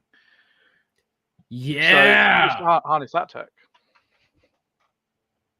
Obviously, they use that tech to dissipate the energy, but if they could somehow siphon the energy. Yeah, I mean, it's not like you need to really like continuously siphon. Like, you might only need enough energy to get to Destiny and maybe back, and then you only need enough energy to dial. Once it's dialed, the power source can be disconnected because the gates have power conduits, which essentially act as capacitors, which store the energy required. So it's already got the energy to keep a wormhole active for 38 minutes. Yeah, so you might actually have like 38 minutes of battery, because honestly, after that, it would. They might overload each other, and the Stargates might just. Would they explode? Would they implode? Would they kind of evaporate? What would they do? If all that energy kind of like it could take over the other Stargate or both Stargates. I think when a Stargate overloads, it does explode. I think that's what happens with Atlantis. Okay, so they just both explode. Which if they're siphoning off energy prior and then they explode both Stargates, technically, if it's still within a shield, they still have that energy constantly flowing, which could still be used as a battery. Maybe not as longevity-wise as like the other one might be able to if it's both open. But after they both explode, if it is held within a field of some sort, you could still use that as a battery. Or to even recharge a bunch of ZPMs or something. I don't know. My brains are working now. No, I wouldn't. I could just see it. There'll be like a trail of like Stargates they've tried this on and destroyed like 10 of them because there's 5 sets, and on the 6th set they finally get it. But in the background you can see all the bits of like floating Stargate. Just little pieces. But what kind of galaxy destroying things would the? Because you got to try it out and know it's going to work almost versus like trying it and then we'll try again over here, we'll try again over there. You might destroy a couple galaxies in the process, or at least parts of galaxies. Interesting. And a quadrior reactor would work, couldn't it? Like I feel like that would help power the force field. Ancient technology alongside maybe any Asgard technology, and maybe even alongside an Aquadria thing. You kind of got your trifecta right there. Honestly, that could be cool. That might be interesting. Huh. I'm thinking now. But shall we get back to old Pat Sajak? Yeah. Okay. All right. So really, I guess to sum up the Alex Trebek and Jeopardy stuff, which is kind of like what this article alludes to, like, is this putting Sony TV in the same kind of place where Jeopardy was after the fact? Because Jeopardy was a huge show. People loved it. People tuned in every week. They did it for literal decades upon decades. And Alex Trebek died, and then people were interested in tuning in because they were like, who are we going to get to replace the guy? So they had like 5 or 6, maybe even more than that, people come on. Do you remember how when Trevor Noah recently left The Daily Show, they had like John Leguizamo and a bunch of other actors go on there to kind of like, who's going to replace this guy? And they were literally testing them out for different weekends kind of deal. Mm-hmm. They did the same thing on Jeopardy with individual people. I think I might be completely wrong. I think Mayim Bialik is the girl that's the host now, Amy from Big Bang Theory. And that makes sense because she's actually a legit rocket scientist. She's a freaking genius. So everything she was saying on Big Bang Theory not only made sense, it came from a genius itself. But as stupid as that show was, they actually hired like legit scientists to make the science work. That's one of the reasons I love Futurama as much as I do. I'll bring it up as every opportunity I can. But it's made by a lot of the same writers and the same creators, at least half the same creative team as The Simpsons. And The Simpsons, if you look at that writing team, it's straight mathematicians, old scientists, old like engineers, everybody, et cetera, et cetera. They it's not theory of relativity. It's something to do with gravity and a certain equation within gravity. And Simpsons, that's particle. Yeah, that's it. Okay, you know what I'm talking about. Yeah, they predicted it within 0.03 of the actual thing, which, of course, you can't actually do that in real life with 0.03 error or whatever, but they were so close to figuring out the actual equation for it, 10, 20 years prior to the world actually figuring it out. And, of course, it's easy to poo-poo on all Futurama, and I understand why. But it legitimately has greatness because it's smart. It's smart. It's not like... I like Futurama. I love it. Is it the greatest sci-fi ever, though?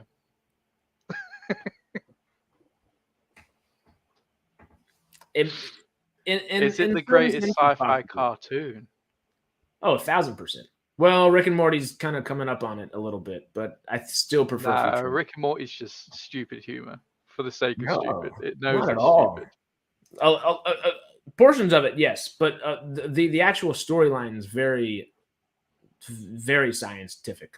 I mean, they've done multiverse better than anybody has, like by far better than anybody, and make it understandable and fun.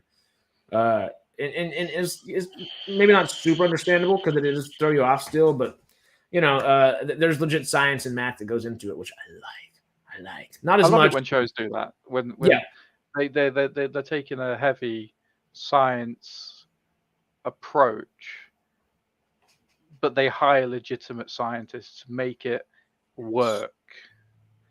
Like, even if it is a stupid comedy, like just a cartoon, and it doesn't matter if it's right or if it's not, but they add it so the nerds like who are going, I'm going to just check if that's right, and it is, and it's just like it's that like, oh, it's that little the satisfaction appreciation it brings. Yeah, Mm. it just exacerbates the appreciation just because it's you can tell they cared about it, which makes you want to care about it that much more. It's like it's like the keen eye to the specific attention to detail. Yeah. Like hyper specific attention to detail, which doesn't matter in the long run, but hardcore fans appreciate. Yeah, like I mean, the fact that they were 0.03, whatever the actual number is, like off of the equation for the Higgs boson frickin' stuff, like the way physics changed after we actually like were able to what's the right like grammatical way of like accomplishing Higgs boson, figuring out discovery, whatever the actual like terminology would be there. The way we understand physics changed like drastically after that, and future. I mean, well, the Higgs boson particle was always theoretical. Yeah, they never knew it actually. They theorized that it existed, but they never had the capabilities of actually firing off these particles in such a way with the right algorithms, the right equations, I guess, to actually make it appear. And then they did it. I mean, the whole thing with the Simpsons and having predicted it with 0.03% accuracy makes it sound like they're smarter than they are. 0.03 is a huge gap, realistically, when you're talking particles. Which is why it still took impressive. 10, 20 years for them to actually figure it out. Yeah. Yeah, it's still impressive. Yeah, but in the grand scheme of things, it's like, oh, so there were actual mathematicians writing that episode. Yeah. It's like the same people that could have been working on the actual Higgs boson stuff were writing this. It's like they just decided to change their career a little bit. And not necessarily change their career. A lot of them do that as like part-time. Like a lot of them like write for a couple seasons, then kind of leave and then come back. And it's because they were working on something really freaking cool. They'll get them in as consultants a lot of the time, just to check the math and make sure it's like spot on. Yeah, because it's what 30 plus seasons at this point. You can't have the same people come back all the time, but as long as you have those same heads. They did it with Big Bang Theory, so all of the equations that were on the boards, like even if they weren't relevant to the scene, if they were on the board, they had to be correct. Yeah, you lose half your fan base is like really smart individuals that are like, I really enjoy this because of the complexities and the intricacies of like legitimate science and math that are making the comedy that much better. Because I mean, like we talked about earlier, what's comedy besides just breaking things down in a humorous way? And if you're able to do that and do that with legit hard science, it just turns into fun. And if you can make science fun, science is fun. Science is fun. It's great. Science is always fun. I agree, but most of us Americans over here would not agree. Sorry, that's putting most us Brits wouldn't agree. To be fair, most students anywhere, I guess, are like science was always one of my favorite subjects in school. Love science. I wasn't big on math or science, but they're the two things I appreciate more than anything now. In a lot of ways, I've always just been good at like English language, grammar, whatever, yada yada. I don't talk super well necessarily. I'm from the swamp. Surprise. I can if I need to. But math and science just weren't my things. I can write a paper any day of the week, but now, just because I mean, I got a new love of maths since leaving school. Agreed. Yes. So I fell in love with maths after leaving school, and it's not. I'm not great at maths, but I love it because it's logical, and I love the logic of maths. It's why I like programming. Yeah, because programming is logic. I like following logical patterns and then finding things in those patterns, and that's what maths is. You take these logic patterns, you put them together, you get an outcome, and that outcome could change the world in some way, and I love that. It's kind of like comedy and humor. Yeah, it's just breaking it down to make it understandable. Yeah. High school and college math, you would have had to drag me to actually go do. And then since then, part of it's just the stuff I enjoy watching. Sci-fi is obviously huge. I love sci-fi stuff, so I watch sci-fi stuff all the time, and they're introducing cool concepts. And sometimes the only way you can understand these concepts is math and science, you know? Mm-hmm. And part of it is just, I guess, you don't want to do stuff when you're a student. It's nice whenever you enter adulthood and if you're able to find a way to become a lifelong learner, that's when you find it. I just don't like the way, I guess, school systems are run. That's a whole different thing. I like learning things because I'm genuinely interested in it. Mm-hmm. And that's how, and I've learned way more and become way more intelligent since leaving school. I was not intelligent in school. I was up until year 9, which is 2 years before you leave school. Okay. And then when we did our GCSEs, I failed all of them. I apart from computers, obviously, and science. But my English and my maths, I failed, and it's taken me probably 15 years to finally get those qualifications again. But I've learned all the skills needed since because I've genuinely enjoyed learning about them. Like I learned all of my English skills because I started blogging and I was writing, and I enjoy writing. I found a love for creative writing or even just journalistic writing. I'm not the best at it, but I enjoy the process and I enjoy conveying like what's in my head on paper. 9 chevrons would beg to differ because 9 chevrons is greatness. And for anybody that is viewing this or views it later, check out 9 chevrons. No, genuinely, 9 chevrons is one of those. It is a passion project, but it's like a nice creative outlet. Yeah. Like I can just take like one little bit of news, and it might only be this actor said this in an interview. He said like 4 lines, but I can just write about it and I can like speculate and I can like, what does this infer? What does this mean? And like just start. If there's 4 lines, there's a lot of lines to read between there. That immediately makes there's it a lot of subtext in everything everyone says, and that's essentially what I was taught in school, but I didn't get it when I was in school. There's such a weird way that's where I don't dislike the way people are taught, whatever, yada yada. It's just like I don't like blanket teaching, and that's the way a lot of teaching across the globe is now. It's just like everybody's very different. Of course, we all know there's the kinesthetic audio and whatever the other one is. So visual, audio, and kinesthetic. Okay, yeah.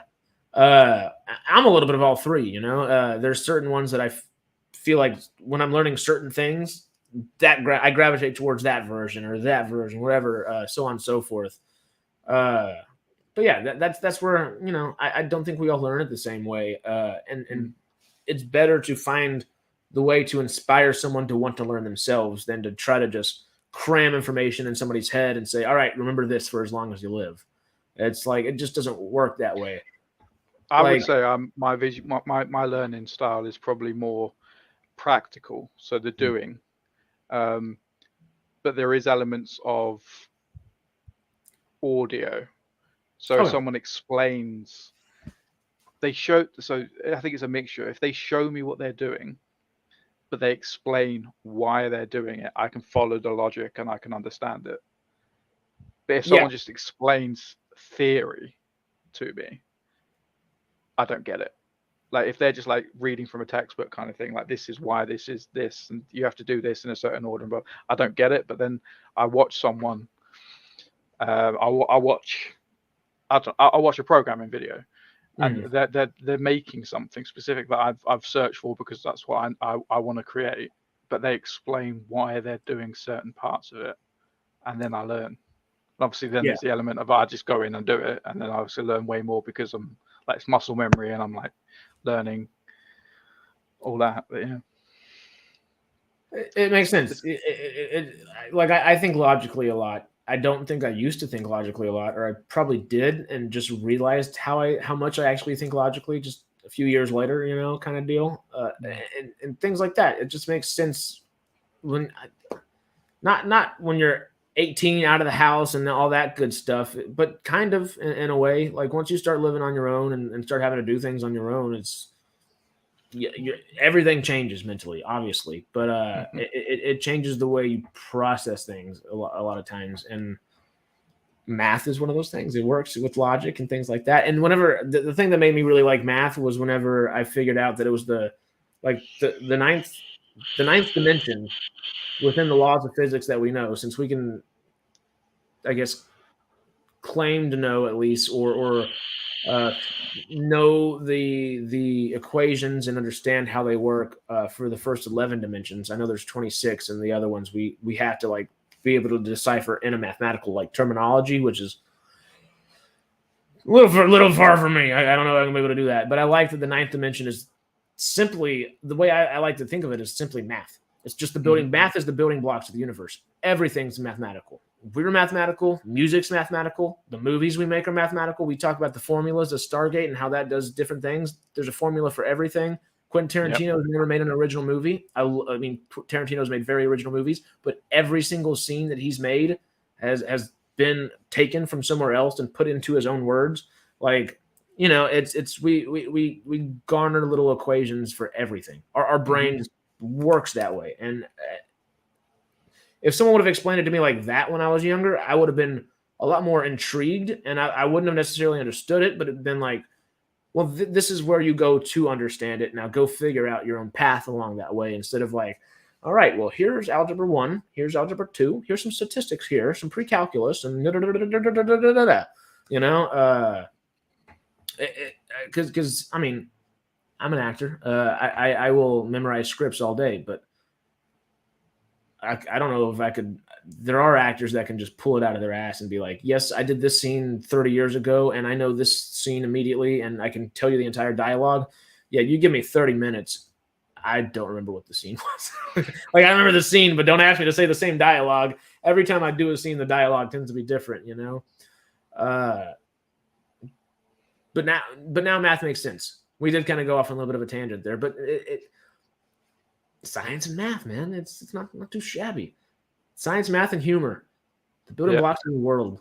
You know, perfect things to break things down, perfect things to bring things back up.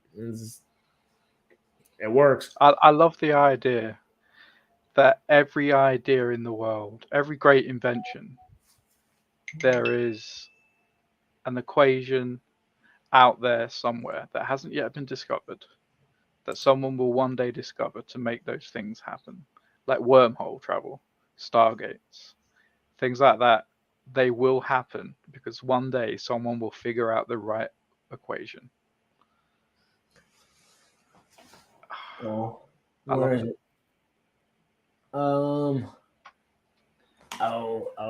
Here it is. So Kerry just said, as someone who never watched sci-fi, Stargate made me fall in love with science 1,000%. I think I would probably concur with that. Shows like that and Fringe and just any sci-fi show that had even a little bit of, even if it's pseudoscience and it's not really science, like if they take like a good concept and maybe go a little too far with it, but like 80% of it makes sense, kind of. Yeah. That made me. I already loved science, but yeah, sci-fi has definitely been probably a driving force, because I've liked science fiction all my life. I didn't realize how much I liked it until Stargate came into my life, but and that was when I was 13, 14, something like that. Well, that's good. You've had half a life of sci-fi, which is great. Great. No. You made me think of it. I had to find it on my wall. Got my Post-it note over here. But it's a Ray Bradbury quote.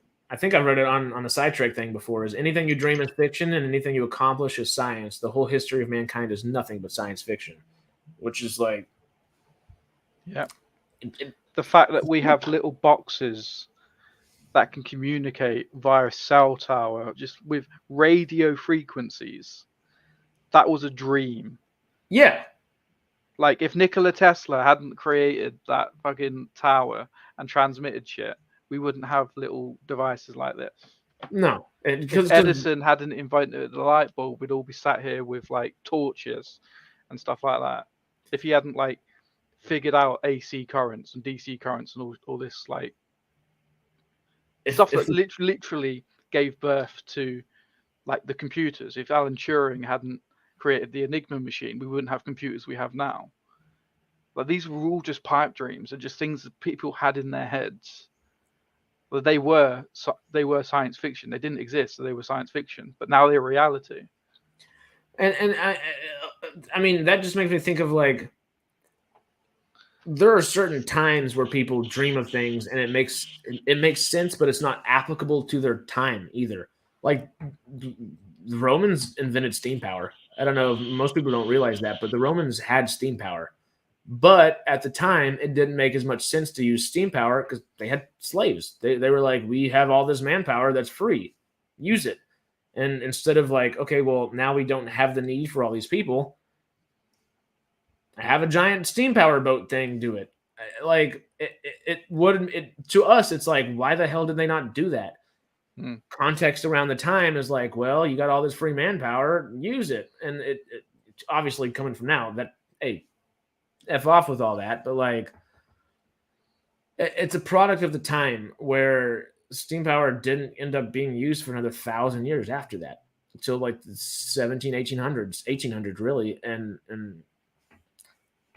it took how many other people to figure it out instead of like one guy in the middle of Rome that was like, I've got an idea, like I have a dream, and then let's put it to fruition. He does it, and then it's like, they say the Egyptians had batteries. Like not batteries that we know of, but it was like like a canopic jar with like acid in it connected. That is essentially a battery. Like, well, we're going to need another 7 hours for this one. If we start on here. I will rabbit hole so bad on that.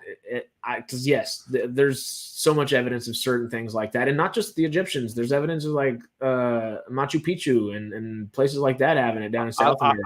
I like the whole thing with the top of a pyramid is made out of limestone, like the very peak, which can conduct electricity, and then there's all these like conduits essentially like in a circuit board going down the pyramids. Well, isn't the entire pyramid made out of limestone and the top was made out of like gold? Wasn't it like straight up gold? Oh yeah, it might be that way around. Yeah.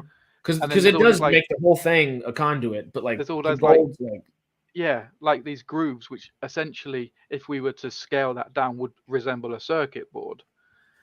And it's like, did they have this technology, and we're just too stupid to figure it out, kind of thing. And I mean, what from ancient times for us is like 500, 600, 700 years ago. In a lot of the ways we think about it, like we think of medieval stuff as ancient in a lot of ways, and we don't have. Like Elon freaking Musk tweeted about it the other day. He was like, "Isn't it one of like the saddest things, the fact that we have only 1% of all the ancient like texts that were part of the world at that time?" The medieval time period existed before even America existed as we know it now. Oh yeah, America is what, like 400 years old? Like 320 or something like that. Something like that. Yeah, so it's like, as a nation which has given so much technologically, it has existed for such a small fraction. Like the whole Egyptian dynasty existed for something like 6,000 years, and we only we don't know where they came from. The information we have is like they just started off as a superpower on the globe at the time. Like we don't have the information prior to all that, which is fucking wild. You know, it's just like one thing I do find quite interesting is Cleopatra is closer to us in terms of how long ago it was than when the Sphinx and the pyramids were actually built. So the pyramids had been there for longer than when Cleopatra is from now. So I don't know. Say Cleopatra was 1,000 years ago. I know it wasn't. It's probably like 2,000-3,000. But to Cleopatra, the pyramids had already been there like 2,000-3,000 years. Oh yeah, she might have not had any idea where the hell they came from. You know. Yeah. Like she's probably asking the same questions we were asking. Like it might have been part of a religion at a certain point or something, but like it's probably about But it. we think technology has advanced so much, even in the last 100 years. Imagine the technology that could have existed in that 7,000 years of the whole Egyptian like dynasty. Yeah. That could have been lost that we don't even know about. Oh, totally. And there's like the Olmecs. It's like if you get into just more than the Egyptians, like the Aztecs and Incas and the Olmecs and everybody down there, like that's a whole different conversation. There's other places around the world that have similar places. Why do they all have pyramids? All of these ancient technologies, civilizations, sorry, they all seem to just have pyramids. Why? Good questions. I love this stuff. And then also like we talked about the Romans for a second. The Roman democracy, while it was a democratic state, Rome, that only lasted a little over 300 years. I think the U.S. is like just over how old that was, but Rome itself lasted almost 2,000 years as a. If America fell, if America falls in the next 10, 20 years or so, you could be seen the same way we look at the Romans in like 1,000 years time. Oh, totally. That's crazy to think. The Romans, they had 300 years of democracy, but they had 1,200 years, maybe like 2,000 years, somewhere in that long range of time of a dynasty of emperors and stuff. Well, they were around. The Romans were around in like 0 AD when Jesus was around. Yeah, they were around before that, technically. Yeah. Yeah. So there's at least 2,000 years there. So with like that, like, what if the steam power stuff would have been invented while Rome was a democracy, and not then? Where would we be now? Like, I love asking these questions because there's infinite possibilities, and literally any of them are applicable to right now too. Like the things we're watching on TV, there's probably some dude working on in their basement, and thankfully they're doing it, because the technologies of tomorrow. It's like the Higgs boson stuff. Like someone had the idea, so someone else had to go out there and try it. And other people might have been thinking about it, but there was one group of people trying it, and eventually they got it. It took them a while, but thankfully they did. We now know things better because of it, and who's to say what the next part is? Maybe. Have you ever heard of the Library of Alexandria? Oh! That's the Library of Alexander or Andrea, something like that. It's a library, I think, around in Roman times or maybe Greek times, or both. I don't know. But essentially, it was in. I think it was in Rome. And it held. No, it was in Alexandria, Egypt. Excuse me. Egypt, yeah. It held all of the knowledge, or a lot of the knowledge that they knew at the time, and it was burnt down. All of that knowledge was lost. All under I think it was Ptolemy, the either 12th or the 16th, some shit like that. It was one of the later Ptolemies, but yeah, lost it all. Imagine how much that set them back. Mm-hmm. We have a lot of scrolls. Not like a lot. We still have a lot of scrolls, but comparatively in like number from that day, it's nothing. We still have hundreds upon hundreds of scrolls, if not thousands of scrolls from that time period. The only problem is you can't unravel them without them falling apart. So there is, I don't remember what the technology is now, but they have a technology where they're like just able to like finally start. They've been able to like piece parts of it together, and now they're like able to like zoom in, use some kind of like X-ray radar or LiDAR, whatever the hell they're doing, and then they can actually like figure out the words they had on there, and then they can go about translating and doing all that. What they say? What David said. They say if Archimedes wasn't killed by the Romans by accident, we'd be 100 years more advanced, if not more. If we didn't have the Dark Ages, which lasted 300 years or something. But those didn't actually happen. I love that theory, but no, they did. They did. If that didn't happen though, and we had that time to essentially, we just take off free. It's about 300, 400 years or so, wasn't it? Yeah, I think it was 300 or 400. I think is the time. So we take that off. We would now be 400 or 500 years more advanced. And just think how much we've advanced in the last 100 years, even in the last 20 years. where would we be? Because think, where are we going to be in 100 years? Like, you can't even fathom where we're going to be in 100 No, years. You couldn't imagine where we are today. You wouldn't have even. You don't know the jobs are 50 going to years be ago. here in 20 years. Yeah. 50 years ago, there was no personal computers. 50 years ago, we didn't have phones, we didn't have iPads, we didn't have tablets, we didn't have cameras that you could walk around with, we didn't have personal music devices, we didn't have the internet. Like, everything that we literally rely on every single day, we didn't have 50 years ago. So imagine 400 years. Because what just beats out that 50 years? Freaking space rockets. You know? Yeah. That's within 70 years. Yeah. And just think, space rockets, they kind of, there was the whole space race, so they developed all this technology, and then they did like nothing with it for like 50 years.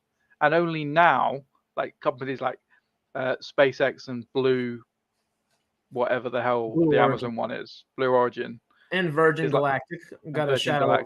Oh, with Stormy, yes. Of course. Our resident rocket Our scientist. resident rocket builder. Like, it's only now, really, that technology is kind of progressing to the point where commercial spaceflight is becoming a real possibility. Oh, it already is. Thank you, Virgin Galactic. Thanks, Stormy. Like they're already doing it. It's expensive as hell, and like you're only going into like you're going to space. Like, you're going to the upper atmosphere, like the uppermost layer of atmosphere. Really low Earth orbit. Yeah. Which is technically space. I guess if you have to re-enter. It is technically space. We have satellites in low Earth orbit. Yeah. Which are usually like Starlink, for example. All of that is low Earth orbit. High Earth orbit is going to be like the Hubble Space Telescope and like stuff like that. But that actually needs to be in space and isn't going to be like shrouded by like the ozone layer and all crap like that. It needs that deep space capability. Not far enough into space where you don't have the interference of the planet, but you're also within its gravitational pull, so you're not floating off. It's like the Goldilocks zone kind of thing. Goldilocks zones are pretty great, and they happen way more frequently than anybody likes to admit besides sci-fi lovers. And thankfully, as much as I do love actual science, I like me some sci-fi. I'll talk about them Goldilocks zones every day. How long do you think before women lands on Mars? We already have. I mean, maybe not like actual individuals walking around, but we've got. I reckon in the next 50 years we'll have landed someone on Mars. I mean, Elon is trying to get it done within the next like 10 years. I'm going. You reckon 5 years? I'd say 5 years until we have a human being on Mars. To be fair, the progress he made on his rockets, he had those self-landing rockets, and they literally within about 2 or 3 years, they started off literally crashing into the floor, falling over as they landed, and then they progressed so quickly to the point they can literally just perfectly land on the smallest little pad in the middle of the ocean. I don't think it would be long. I think it would. I think if anyone will do it, it'll be Elon. Yeah, I think he's definitely like the first round of folk for sure. And yeah, no, I'm talking humans, David, not robots. Humans. We already have robots on Mars. We've had robots on Mars for 25, 30 years. Like, the Mars rover's been on there for decades. And we have more advanced robots on there now too. Like, I think it's about 5-10 years is like my late game, I think. But I think it's between 5 and 10 years that we have a human on there, because you just want to go ahead and start establishing, whether it be 3-person teams, 5-person teams, 7-person teams, whatever. You want someone to, like, if Elon is serious, and he is, about expanding Earth's populace outside of Earth, which I can't stand all the people that are like, stop populating, have less kids, like China's completely thrown that out the window. They were like, this is a bad idea. We need more people. It's like, keep populating. Everybody within 8 billion human beings on this planet could still stand hand to hand within Los Angeles City, not county, Los Angeles City. Of course, we wouldn't be eating very well that day, but our entire populace of this globe could stand within one city limits. we have room. We just have to be smarter about the way I think, do things. And, I come from oil country. A lot of people down there don't want to change a lot of things. California, where I live, is like, we want to change things every 2 minutes. It's like, okay, well, find that compromise, find that balance, and that's where we live as a species. And that's where we can, I think, be fruitful as a species, if we can find a way to live. First people to land on Mars. They're going to build a habitat. They're going to do some experiments, and then they're going to come home, but they're going to leave one of them behind. His name is Mark Watney. He's going to stay on the planet for a year. He's going to be the first person to grow vegetation on Mars, and then he's going to be rescued. See, I like the idea of that, but that's the thing. Once we send a team to Mars, I love that book. They don't come home. The science in The Martian is really good until that part, because he couldn't come home. He's accustomed to Mars gravity. You remember The Expanse? That's scientifically accurate. If someone lives on Mars, they're not coming back to Earth, or it's going to take them months of preparation of taking certain things. They have to leave Mars' sphere of gravity and go outside of it as well. That doesn't necessarily create a different species, but we're evolving into a different part of the same species at that point. And you can't go back in the way we would like to. It's not like, I'm gonna go take a month-long sabbatical to Mars, and then I'll be back afterwards. There's like a 2-week travel thing, but I'll be back in 3 months kind of deal. That ain't happening. Maybe to Luna. Until we can create artificial gravity. Yes, but then why would we use that on a place like that and not use it like on Phoebus, Deimos, Ganymede, other things like that? Maybe Europa. Well, Europa probably has gravity to a degree if it's able to hold these oceans down. There's so much. Within the next 30 years, I fully expect things to be so totally different that like we can't predict right now. Like you said earlier, like right now, all this AI stuff, I know people are like calling it to like stop and stuff, and it's understandable to a degree. It's scary. There's a lot of things changing. James Cameron really ruined AI, didn't he? Yeah, he fear-mongered everybody. It was a great concept, great movies, but he fear-mongered the concept of AI too early on. I feel like for all of us, that's just too ingrained in our brains, but arguably that's good, because that kind of keeps us at bay to a degree always. But it might be just as bad if AI does become more human-like at times. Because that'd be like, okay, so you haven't trusted us since the beginning. You haven't trusted us since before we were able to do all this. Okay, well, it could be iffy both ways. My happy, optimistic self, I think it's good that it makes us a little cautionary in certain ways. I'm gonna have to jump off in 5. Oh yeah. It's late. Okay, so we're at 2:12. Damn, we've been going at it. We started talking Flash for a while. We kind of ended up roving back towards Flash. And now I think we've been talking about math and science for like 45 minutes, which is I don't mind. I like. We have more intellectual conversations on this stream than we do on Sidetrack. Which is funny. But I guess we do have topics and we do get around to them. But we're debating a lot of the time on Sidetrack. We're here. We're just intrigued and we're just bouncing ideas, which is great. It's too much fun. But okay, before we go though, I have one final thing. It's not big or anything. We're talking about a little sci-fi. How about a little space fantasy? And no, I'm not talking Star Wars. I'm talking Rebel Moon. Have you seen anything about Rebel Moon? Do you know what Rebel Moon is? You don't? First time seeing of it. Ooh. Okay, so this is the poster that they just released today. It's a Netflix movie coming out this December. It's Zack Snyder's newest film. War comes to every world is, I guess, their tagline on there. The idea behind this was Zack Snyder, when Disney bought Lucasfilm from George Lucas, he was like, oh, this is the opportunity for like new things to be made. Let me go pitch this to Disney. He pitched like a darker thing called Rebel Moon to them. And they were like, yeah, that's not Star Wars. Bye. And they just said no, like you're not part of it. And honestly, I agree with him. I don't think Zack Snyder's sensibilities fit within a Star Wars world, but I don't think that they don't fit within a sci-fi world. And if he has the capability of building his own, which he has with Rebel Moon, I think they have 3 movie plans planned for sure, and maybe a series or 2 possibly to come off of it. But it's essentially so it's not Star Wars. No, it's off-brand Star Wars. It's its own thing.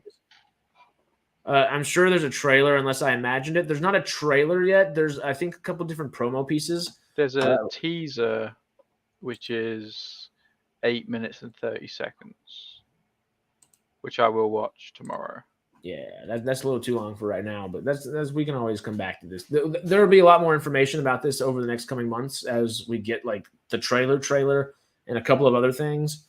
They've released a couple stills of the characters. Djimon Hounsou, which Blood Diamond, he's the guy that Star-Lord takes in at the very beginning of the first Guardians of the Galaxy. Great actor, a lot of things. He's in A Quiet Place Part 2. He's in here. Charlie Hunnam, I'm C-brand Charlie Hunnam over here. That he's in there. Hannah John Kamen is the main lady right here. She's good. She's from The Mummy. Is that the one from The Stranger? Is that the Jason Momoa thing? She did a movie with Jason Momoa. Yeah, it is. She's from The Stranger. Okay. It's a Netflix series. She's the main character. Hannah John Kamen's like Luke Skywalker for this. I'm excited. I'm just from that information alone. Yay, nay. Intrigued, but don't really know enough about it to dive in. Just knowing it's Zack Snyder, does that change? It looks anything? interesting. I mean, I just read the synopsis. It sounds interesting enough to give it a go. Damn right. That's where I'm at. I'm really excited for it. I am very pumped for it. Obviously, you know how much of a Star Wars nerd I am, but anything derivative to a degree, I tend to like as well. I just like the concepts of all the space fantasy stuff, and I think this will probably not be very hard sci-fi. I think it'll definitely fit that space fantasy, space opera or whatever, a little more.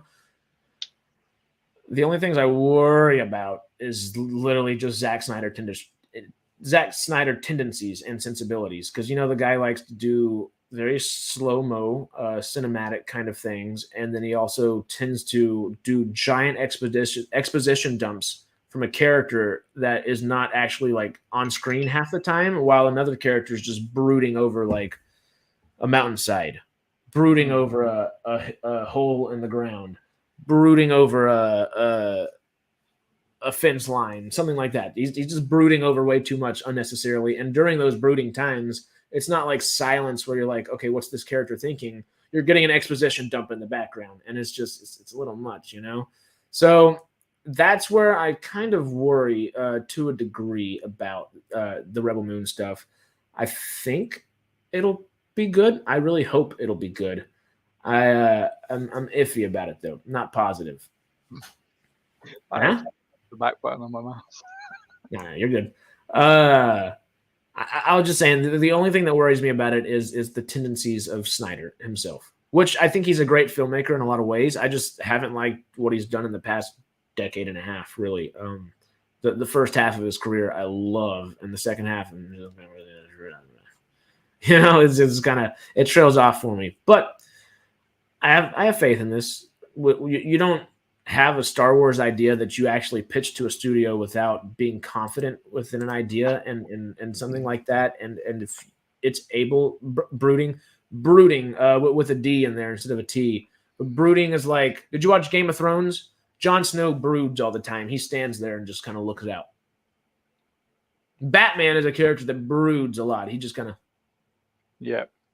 It's whenever someone's like in their own head thinking about something, but like they kind of look staunch and stoic, and they're just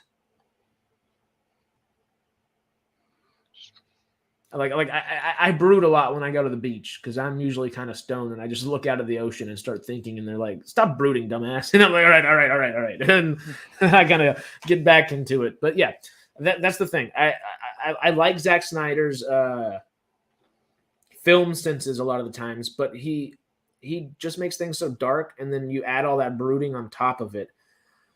It turns into dull for me. It goes from dark and meaningful and with depth to dull very quickly for me, and that's where I worry, because Army of the Dead was bad, and it looked good, but it was bad, and I hope this doesn't follow suit like that, because he had Army of the Dead. He was like, I made this movie, and there's already a TV show in development. We have one other TV show we're gonna do. There's this, and this. There's robots, there's aliens, and then also it's a zombie movie, and then there's a zombie tiger, and then but the zombies aren't that dumb. They're smart zombies. It was. I like how much it was put in there, but you could tell that he didn't actually care or want to put it in that movie. He was like, I'm gonna have a whole set of stuff over here for you to do that. Watch this, and then you got to watch this, and this, and this. No. You have to do something like that. You need to be requested to make more. I feel like you can have these things prepared mentally, but you have to have that full story thought out at the beginning. And then if people request more, that's when you give it to them. That's when you give them another course. That's when you give a little dessert. Or, okay, you like that steak? Try it medium now. Try it medium rare now. Whatever, you know.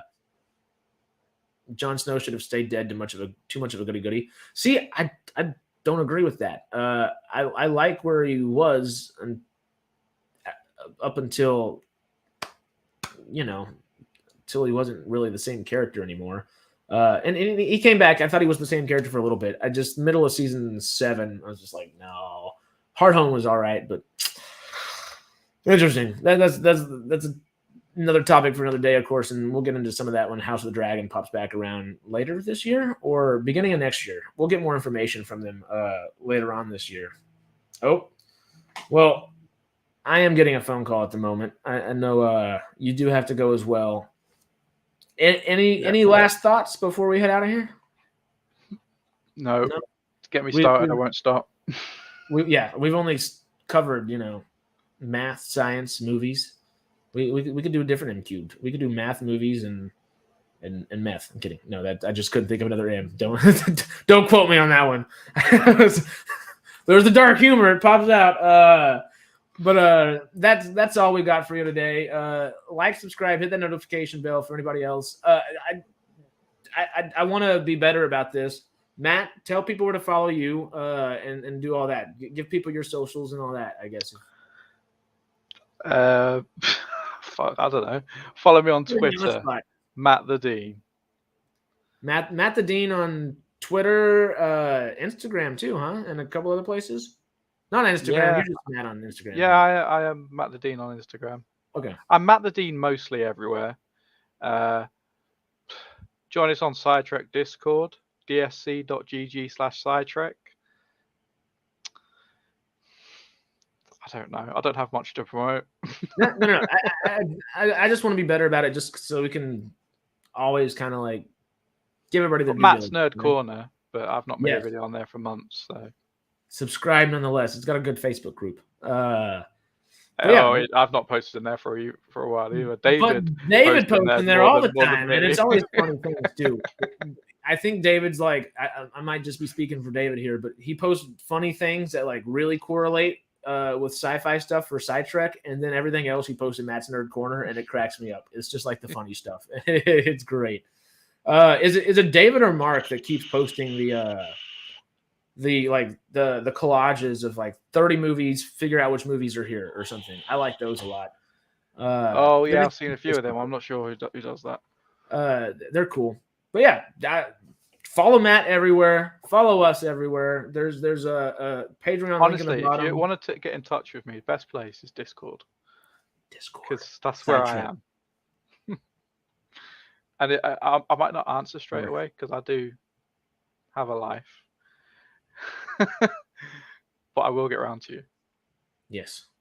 So yeah, follow Matt everywhere. Follow us everywhere. Patreon and Wooger links for MCubed down in the bottom. Wooger affiliate stuff. You know, I'm trying to hit that 500 subscriber mark, and then we can get a little monetization going, and we can I need to start promoting some fully affiliates. realized channel.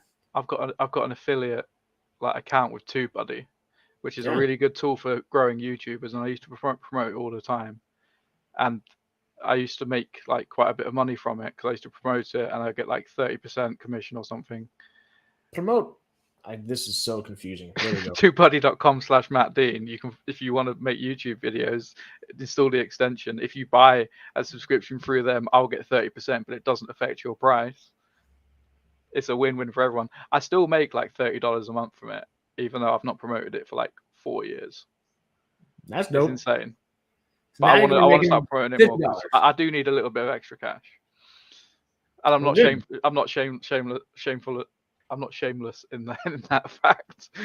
No. If it helps other people out, which it helps me out, a massive deal.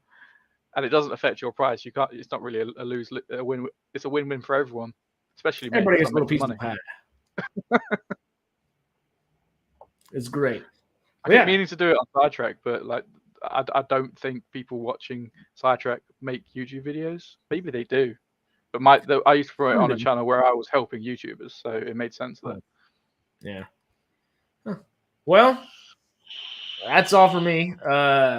Follow us in all these different places. We will be back soon. Wednesday, I'm trying. I don't think I'll be here Wednesday or Friday. I might do a late stream Thursday, or no, I should be able to do Thursday morning stream. It might be a little bit of a different time, but I'll keep y'all posted. I'm going back to Texas this Wednesday. I'm hoping Schmook, who does the Ticket or Skip It videos and a couple of the other videos on this channel, is able to kind of cover me. Not positive, so I'm figuring that out, but you will know hopefully tomorrow on Movie Tuesday, which I'll be here for. And you're always welcome if you got time. If not, I'm going to be talking about movies nonetheless. Because I think I'm going to go see – I wasn't able to go see The Blackening this weekend, so I want to go see that. Because I saw Elemental and The Flash. I saw No Hard Feelings. And if there's anything else that I need to go see, y'all let me know. But I'll do it. So come back to MCubed for more movie-loving goodness, and we're going to see y'all in the next one, huh? There you go. There's a link. There's a link if you want it. Perfect. TubeBuddy. It's a really good extension, genuinely. But yeah. It's just like an extension for Chrome in a way, or what? Yeah, it just helps you with tags and descriptions and stuff like that. It's pretty cool. I might have to look into it. Which means everybody here should too. Well, if you click the link, it associates it with me. Okay, I don't know if it works here. Cocaine Shark. That's actually an actual movie, right? That's I don't know if that's where you saw that, but Cocaine Shark's funny as hell. I didn't see it, but just the title's funny as hell. But come back to MCubed for more movie-loving goodness. The Cocaine Bear. No, it is funny though, because Elizabeth Banks, the director of Cocaine Bear, did say, she was asked, so what's the next animal you're doing? She's like, well, Cocaine Shark next, right?